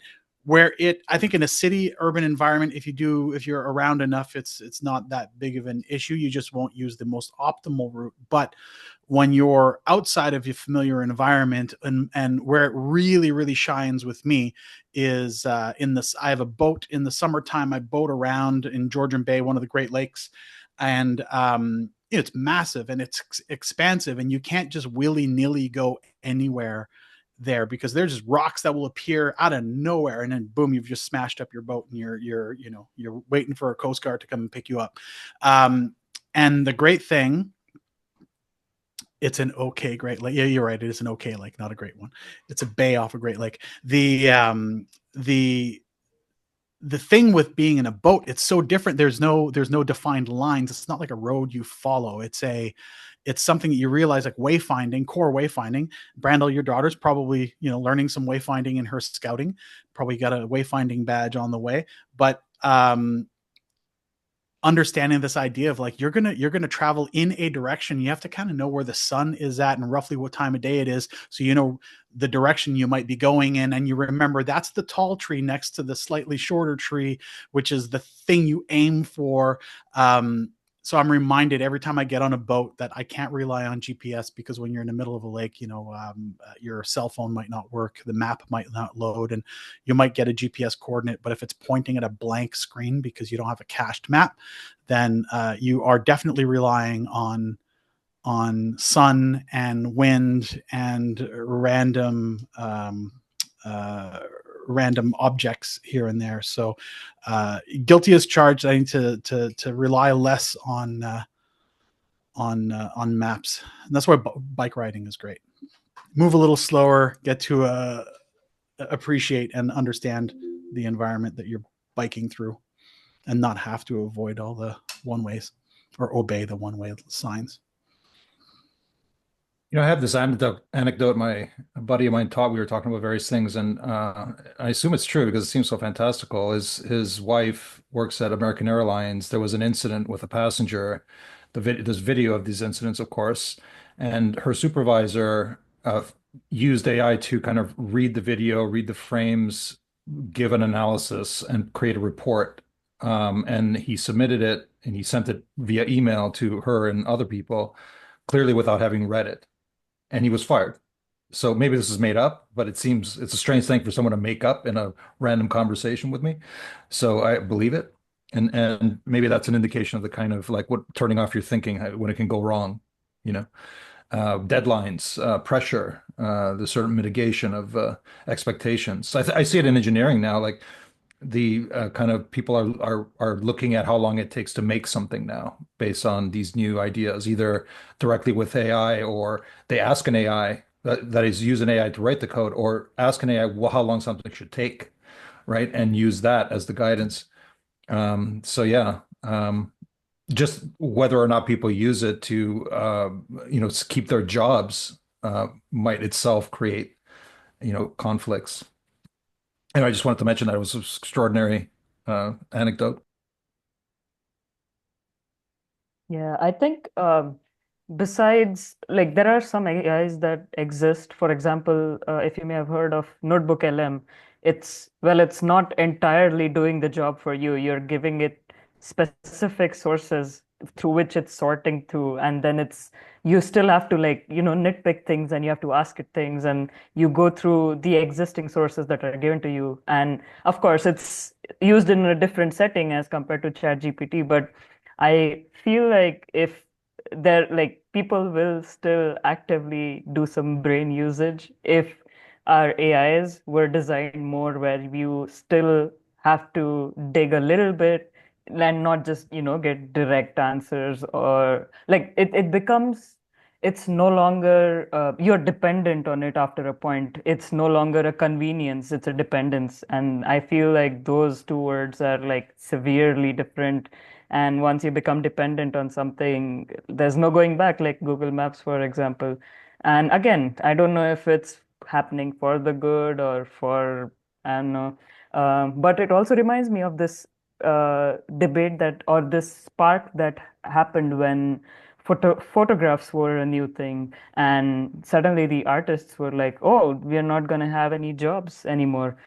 And I was having a conversation with someone, and they were like, it would be interesting to see, would that become a separate field by itself, which has its own distinction and is no longer associated with, art being the only source to document history or document events or anything. But like now it's a whole different aspect of life as compared to photography. So like, what do you guys think about it? Well, I think we do have the responsibility that if we're using these tools to be, diligent, wranglers of these technologies, because we've seen what we want to have our cake and eat it as well. Like we want to do all the work and just kind of check out, like not even pay attention to what they're producing on our behalf. And that's a very dangerous game. You just don't do that in real life, and it's sort of giving you permission to do that if people start telling you this thing's not only intelligent but smarter than you, which is everyone's desperately telling us how dumb we're about to become. it's maybe counterproductive in this sense. Yeah, to me, I feel like it's like asking a child to go to the grocery store. It's like, here's $5. I want you to bring back a dozen eggs, a loaf of bread, a block of cheese, and a quart of milk. And then, you just wait an hour and you come back with like, a bag of popcorn and a chocolate bar and maybe some eggs because that was the only thing they remembered. So yeah, trusting AI to do stuff. And even now I see I read something about a lawyer recently in Toronto that submitted a case, and apparently there were references, citations to another case, and the lawyer read it and couldn't find it and realized, this is hallucinated by AI. You're a lawyer, like you should be smart enough to have proofread and verified your sources. So seemingly smart people are falling in this lazy trap. But to answer to go back to your question about like photography versus painting, and will it this history happens over and over again. It rhymes. Like even before photography, it was like acrylic paints disrupted watercolor painting because acrylics just dried way faster, and watercolor painters just didn't believe that like any painting made with acrylics was real art, because you had to wait 48 hours for oils to dry. So there's that. But the other thing too is like, what do you get out of the work that you do? And taking a photograph is one thing. I went to Paris and I shot 1,500 photos with my camera, and I don't know if I even looked at like the vast majority, if not like any. I may have looked at one or two, but I do distinctively remember sitting down on a bench one day and opening up a sketchbook, and I decided I was just going to sketch this building. And to this day, right now, I remember that there were like 7 bricks down from the top and 4 bricks to the window, because I was counting this so that I got all the bricks right and the windows right and so on and so forth. And it's just this janky, ugly sketch in a thing that I just spent 45 minutes noodling, but it's so etched in my mind. Like I remember counting bullet holes, and I remember where they are, and I can't tell you any details of any of the things I took photos of, but I have the photos. They're somewhere. So, anyways, I think there's pros and cons and benefits, and we can't lose sight that spending meaningful time with subject matter and in putting it in your brain is really, really valuable. It's not enough to just capture it on a camera card. One of the first things that I'm aware of that people did with photography in order to like use it as evidence was Edward Muybridge took a bunch of photos of Leyland Stanford's horse in order to win a bet about whether horses take their feet off the ground, have at any point have all of their feet off the ground. I bumped into that photo yesterday. I was actually at the Cantor Art Center because my wife works there. And it was just there in a plexiglass case, and I was like, holy shit. It was pretty interesting, but it's in this whole exhibition area. The rest of the place is about art, and this little bit is about Stanford and the ridiculous wealth and the sort of family empire that he had that kind of gave rise to it. One of the things that's really interesting about it is like the photos are just over here in the corner. They're just like these little guys, and then on the back wall, 90 degrees behind it, is this like 15 by 20 foot mural, this really sort of classically painted thing of Leyland Stanford's family and sort of imperial dynasty. And my kid said, like, this looks like the imperial sort of murals that we saw when we went through the Tokyo Art Museum.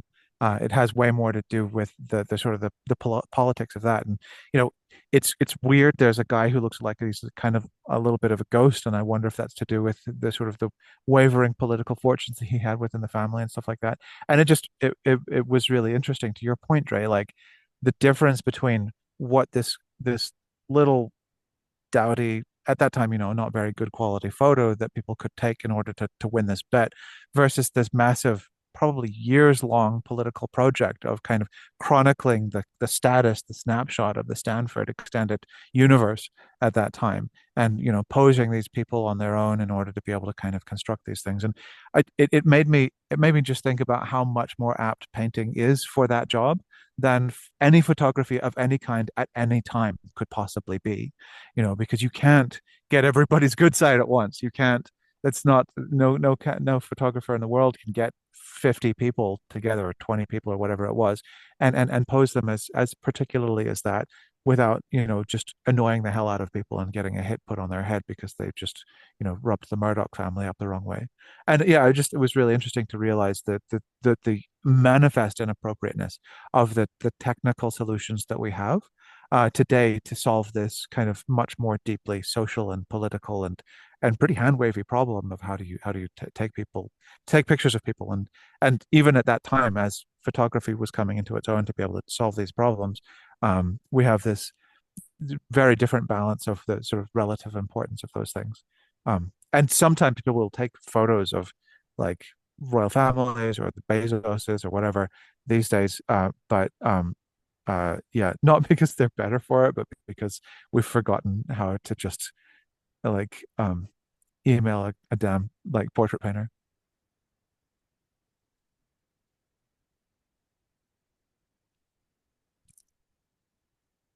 Most of the historic figures that we refer to are, just portraits that have been well crafted.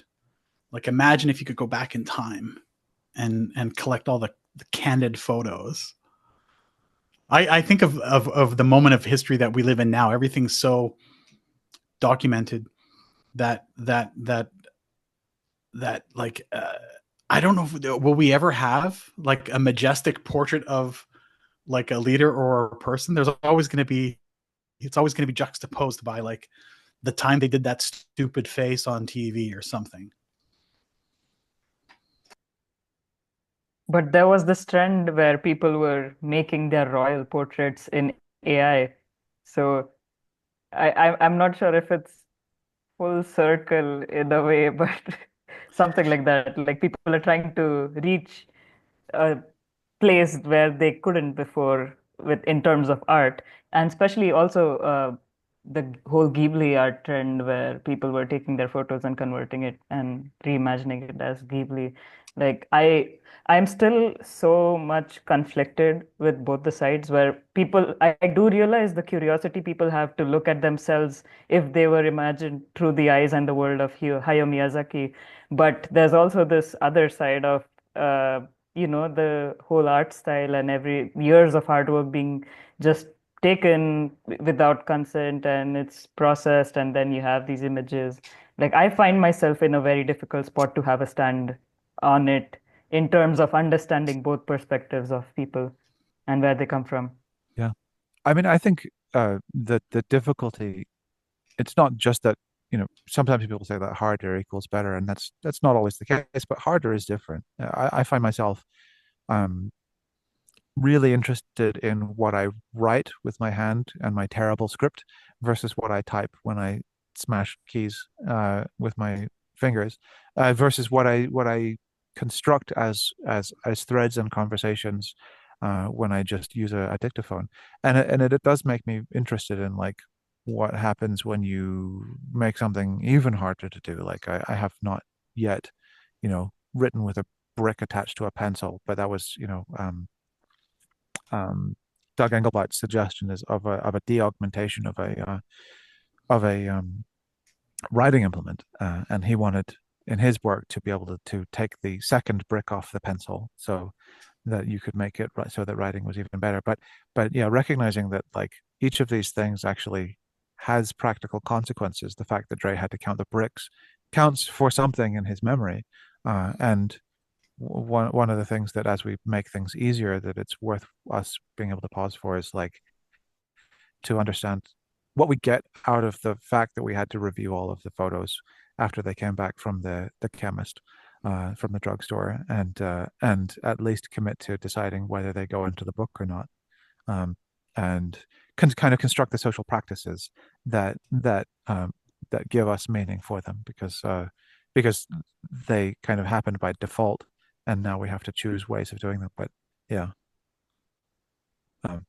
I do like when things are like have high friction, mostly because it amuses me, but it gives you an opportunity to pause. Yeah, I have loose and always evolving ideas around this whole thing. I think for the most part, I do see I don't see it as like scraping so much as theft, more as learning. But I can appreciate the thievery aspect. But having gone to art school and being told to copy the masters before you can find your own style. I work in AI, and I do a lot of art and video generation. And one of the things I don't agree with, and this is one thing that you brought up, is I don't think shortcutting styles is cool. Like in the style of Ghibli, Wes Anderson, blah blah blah, whatever. I don't like that at all. And it's funny. I use ChatGPT to help me craft prompts. I say, hey, can you help me craft a prompt that does the thing? And it did a thing, and it said in the style of Roger Deakins. And I basically said, all right, ChatGPT, I need you to update your memory. I don't think it's cool when you call out a specific artist. I would rather just like express a style. But as an artist, the way that I look at it is, and I do a presentation on this where I talk about, how can you copy Wes Anderson without actually calling his name? But it gets to a better part. And it was like, well, one, study Wes Anderson's style. Like sit down and just like look at it, and you learn it, and like, it's a symmetry and colors and this and that and so on and so forth. And you develop a list of characteristics, and then you say, okay, now make me a frame that looks like with these characteristics, and then you end up with something that kind of looks like Wes Anderson, and you've achieved kind of what you were doing. But the better thing to do is let's go explore another art style, and you get those characteristics, and then you take these characteristics and these characteristics, and you take the favorite ones and you mash them together, and boom, you've got something brand new. It doesn't look like Wes Anderson. It doesn't look like the other artists. It's this new thing that borrows from here, and I think this is the essence of art. And as somebody who does this commercially, my clients aren't looking for somebody to rip off a director or an animation style. Like they're looking for originality. Like they want to stand out, and also they don't want the risk of being accused of having stolen something from someone. So I think for the most part, people's default settings in a responsible manner are to don't steal, don't do the bad thing, do your own thing. But when we're dealing with a lot of people who have never really played with this before, who have never really been, artistic, might not have any like hard talents, to type in, make a portrait of me in the style of Studio Ghibli. Awesome. That's cool. That like, it's a way for them to do that. They're not using it to make money. They're not using it to do anything beyond have a cool picture that they can show their friends, and it will probably be forgotten in a matter of weeks. And we're also in the such early days that there will be, fully ethically trained models that will hit the market. They will become the default models that everyone will use because it's just the smart, de-risked thing to do. And, the early models will just become obsolete and won't be used anymore. That's not to say theft won't continue to happen, that there's always going to be the bad actors out there. But I think the underlying default settings are that of, being good, being responsible, not being a dick. And I think we just kind of cross our fingers and hope that we head in that right direction.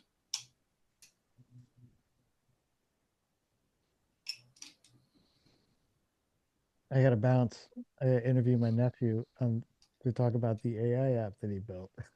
Oh, amazing. Did he vibe code it? Well, he wasn't on the coding side. He was on the coding part of the team. It's an app using machine vision to as a basketball kind of training aid. So you set your camera up and you go shoot. Amazing. And it does something. I haven't actually seen it, but he just sent like, hey, here's our. I think they're doing like beta tests now. So he's the the kid who plays basketball, but it was fascinating him describe. I mean, I'll get into it more. We only talked briefly about it. Um, so he was like saying, he's like, yeah, I was sitting in class like training the thing. I was like, okay, well, a bunch of things going on here.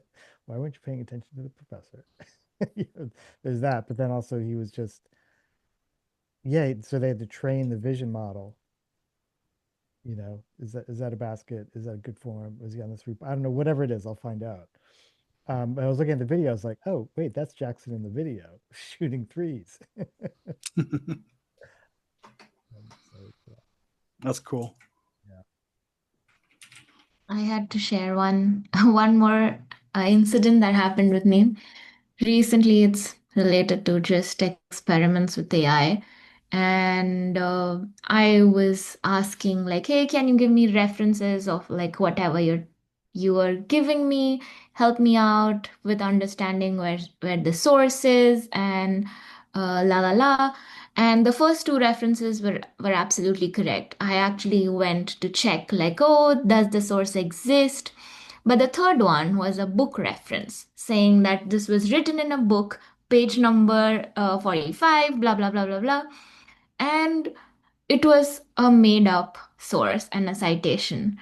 And then I asked, like, hey, why did you lie to me? Can you give me the right, so, like, give me from this book if you have information.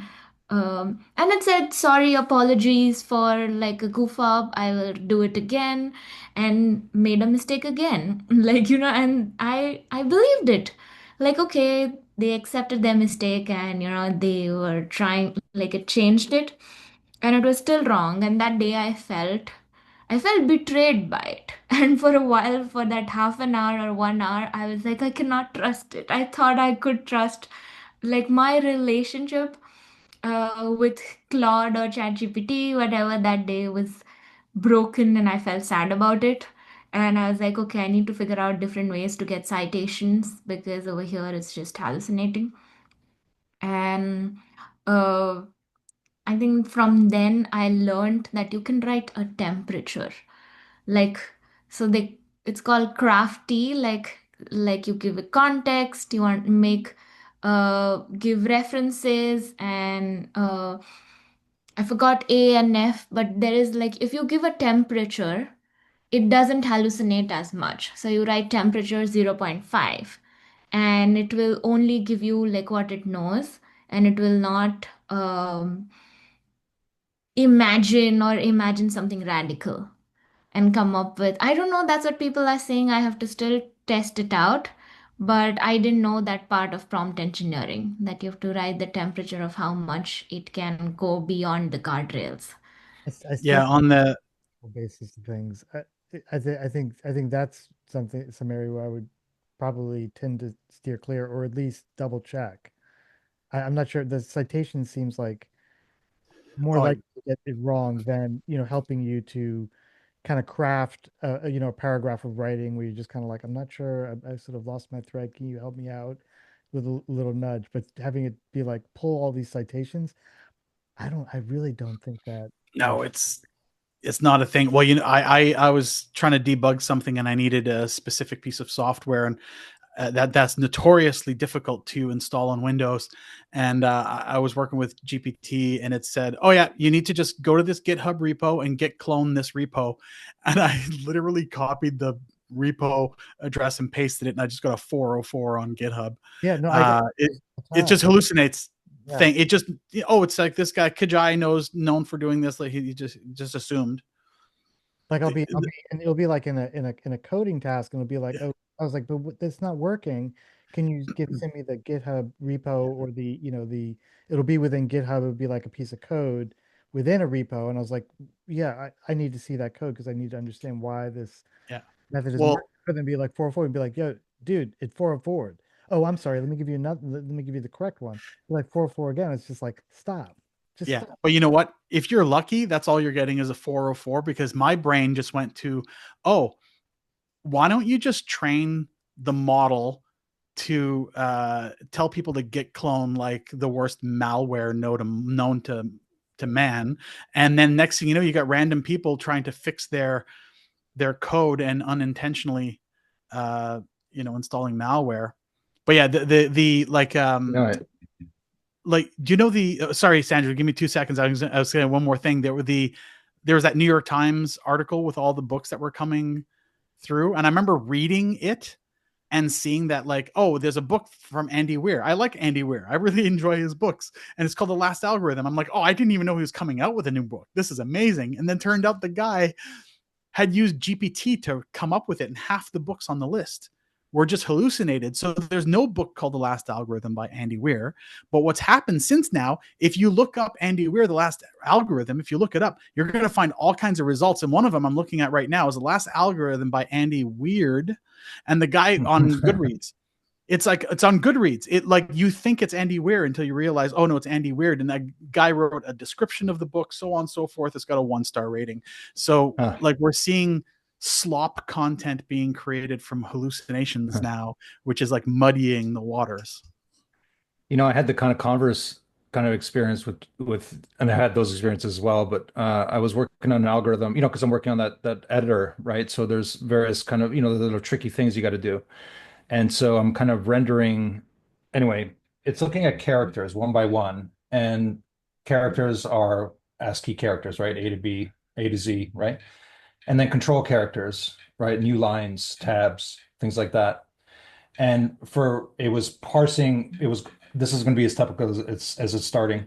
It's looking at each character and has to write conditionals. So that's to say, if this, then that, a few times to make sure that it does the right thing with each kind of character. And it created a logical structure that had a distinct path for a normal character and a control character. Now, in the context of what I was building, right, that's completely wrong, right? Because they're the same thing, right? But in a kind of more abstract sense, right, they are different, right? A control character is different from a ASCII character. So the reason I say is a converse, it overthought this and hallucinated a bigger problem than there was. It took it up a level weirdly. So it did something smart that was wrong, right? In the context, right? So I found that very interesting. I was kind of surprised by it, because I actually read the code they produce and I go through and I tidy it up, like, before I continue with it to keep it sane, because then it goes mental. Anyway, I thought that was really interesting. I think that's the thing with that's why I totally get, it's fun to say vibe coding.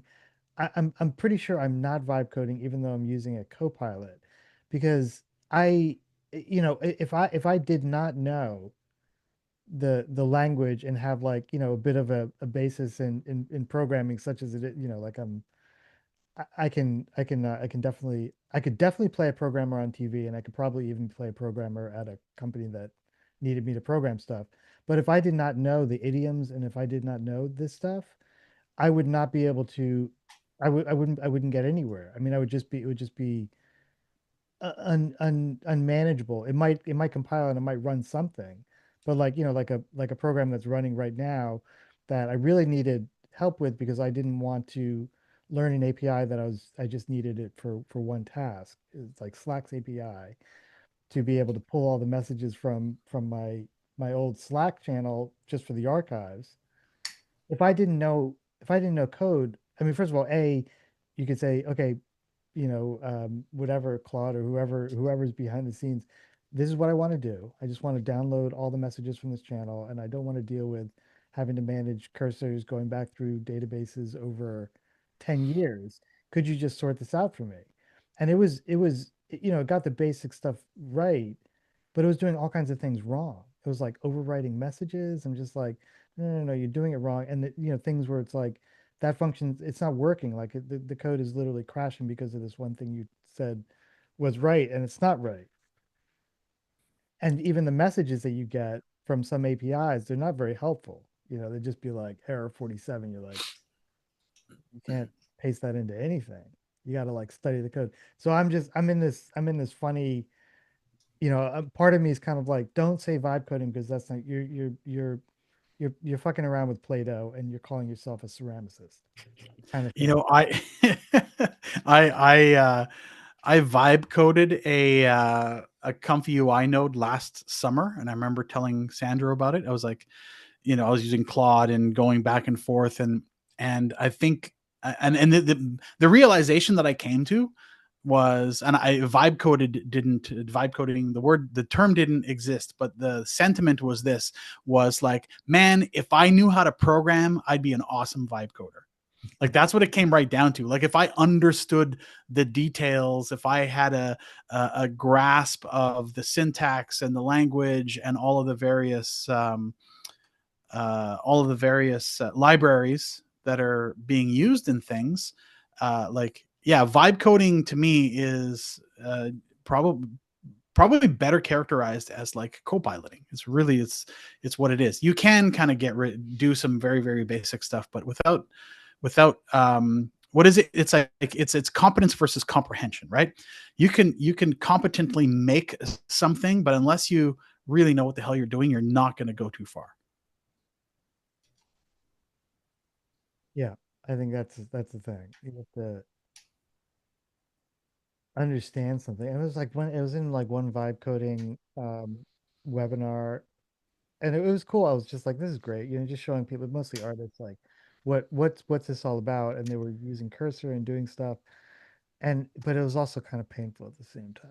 He was kind of like, oh man. And I know it wasn't, I'm not trying to hate on people at all, but it's also like, it would be I don't know, just where you said we've spent so much time and energy and effort, like kind of developing a skill and a sensibility, and you've gone through a lot of pain, you've seen things break and you fixed them and you launched products and that kind of stuff, and someone's like, I'm doing it, and you're like, oh, you're missing something. You're missing the hard parts, the parts where it's like you get beaten down but you get back up. Yeah. I look at it, this is going to sound super freaking snobby, but like, vibe coding is just like, it's the same as being a DJ in the world of musicians. Like, people who like have mastered instruments will probably look at most of kind of electronic music and DJ sets as being kind of like, oh, that's cute that you figured out how to do that. But like, musicians who DJ can do really freaking great things with the instruments, but like DJs who don't musician, you say, you're only like one step beyond hitting shuffle on an iPod. So that's sort of an interesting analogy, because you could, I think of like maybe like when drum machines first came out or more kind of like publicly available. Yeah, I don't know. Every great band from the 70s who released something in the 80s is terrible 80s music. Is their worst albums. It's basically, that's it. Hall & Oates, great in the 70s, terrible in the 80s. It's just different because we were at the Bowl last weekend or the weekend before or something like that, and Questlove, he's on the drums, he's just doing his Questlove thing, and you're sitting there, and they had a band, but also had a DJ, and it was 1995 was the whole theme, so like all these songs from 1995, I guess, and they had people coming out, like Lil Kim came out, Redman, like all these people came out, and you're thinking like, wow, that was Questlove is just doing all the backing beats. I don't know how the guy could play for hours and hours and hours like that. It was just nuts. And you're thinking like, there's a difference between that and a drum machine. Is one better than the other? I'm not sure, because sometimes you see someone with a drum machine, you're just like, damn, you're performing. You're not just pushing a button. Like, there's that one guy who does the live, he's got the drum machine thing. I forget what his name is. He's sitting there smiling. He's just like, dude, you're off the hook. Like, you're totally jamming. Well, yeah, I think performing versus pre-programmed is different. Like an instrument, like when I say instrument, I mean in the broadest sense of the term. And if you're using a drum machine like an instrument where you're tapping pads, it's like, yeah, of course, there's total dexterity and coordination that's required to do that. But if you're just pushing a plate on a turntable, I mean, that's cool. That you're more of a curator than you are a creator.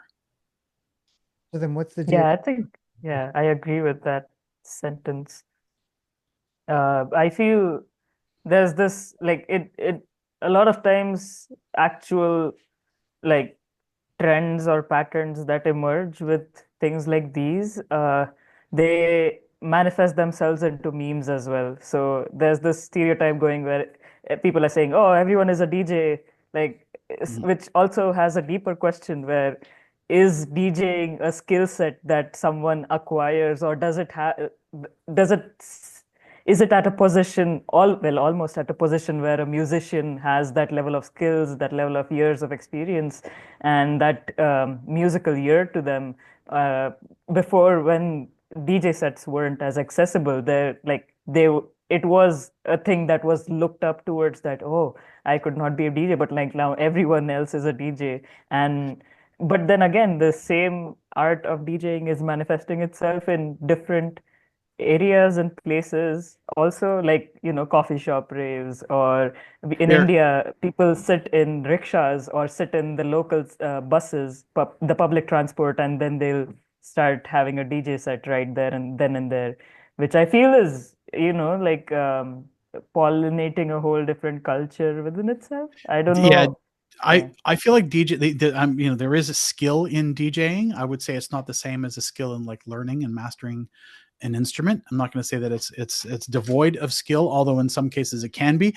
But I'm also extremely aware that in the world of like AI and art and filmmaking, I'm the DJ in that world right now. There are perfectly great artists and filmmakers who, have skill and craft and years of experience behind them. And here I am with the AI turntables generating fantastic visuals. Like, I'm that guy. So I am aware. I am aware of what I'm saying and where I am in that world. So I think it's fun. It's interesting. And it's also interesting because it's like, so, similar position, I guess, more or less kind of thing. Not as prolific as you, Dre, but I think about him. I was thinking about it this morning because I had uh Comfy was rendering all night, and so you go and check out like what what the macaroni got all screwed up. I don't get what's going on here. But anyway, and I was thinking about it when I was walking the dog. I was like, how do I know what's going on here at all these different levels, right? Everything from like the energy consumption, I guess I'm doing everything locally, but still, I see the thing, my UPS saying 600 watts. Yeah, it's a ooh, uh, that's a lot. But then I have to ask myself, it's like, why am I doing this? Like, why am I, what is it? What feeling am I having when I'm doing it that is keeping me doing it? Because I'm not doing it commercially, so it's not like, oh, I gotta, make a buck. It's like there's something else, and so that's what I sort of tap into in a way to say, it, it's taking to a really important feeling. You're pretty well adjusted as a human, so you're not doing it for like sinister reasons, or you're not doing it, you know, it I believe enough in what I do to believe that when I do something, it has real value, not just to me selfishly, but whatever. So I justify it that way, and then also, then I kind of get a little resentful because I'm kind of like, feel like, but the GPU is using so much money. It's like, you never got mad at the gamers, the guys on Twitch, 24/7. They're certainly using GPUs. So leave me alone. At least I'm making something cool. I don't know. The justification, but I feel like it's justified.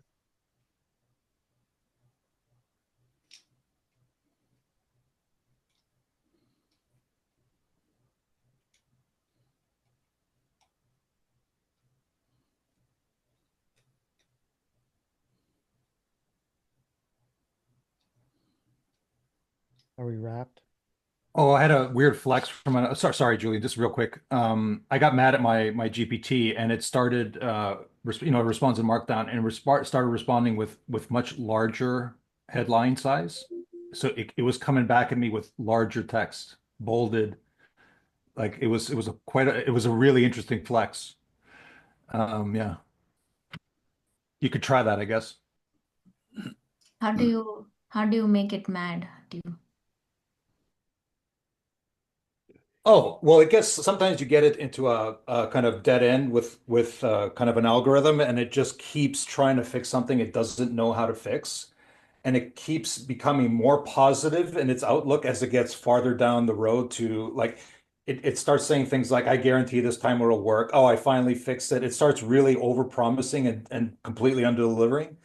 And I said to it, like, I think you even mentioned something like this, Anushka. Like, I said, you're just lying to me. Like, just admit that you don't know what you're doing. Like, stop wasting my time. Like, I'm paying for these. I only got 50 of these left this week or whatever.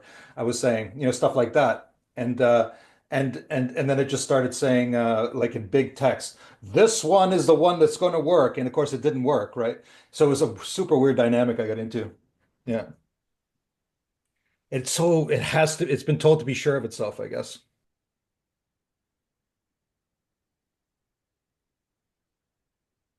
Yeah, I've had definitely had that happen. Where you're just like, no, it's not working. And then there's nothing you do. You can't. 'Cause it's hard to you get pissed, but then you can't be like expected to.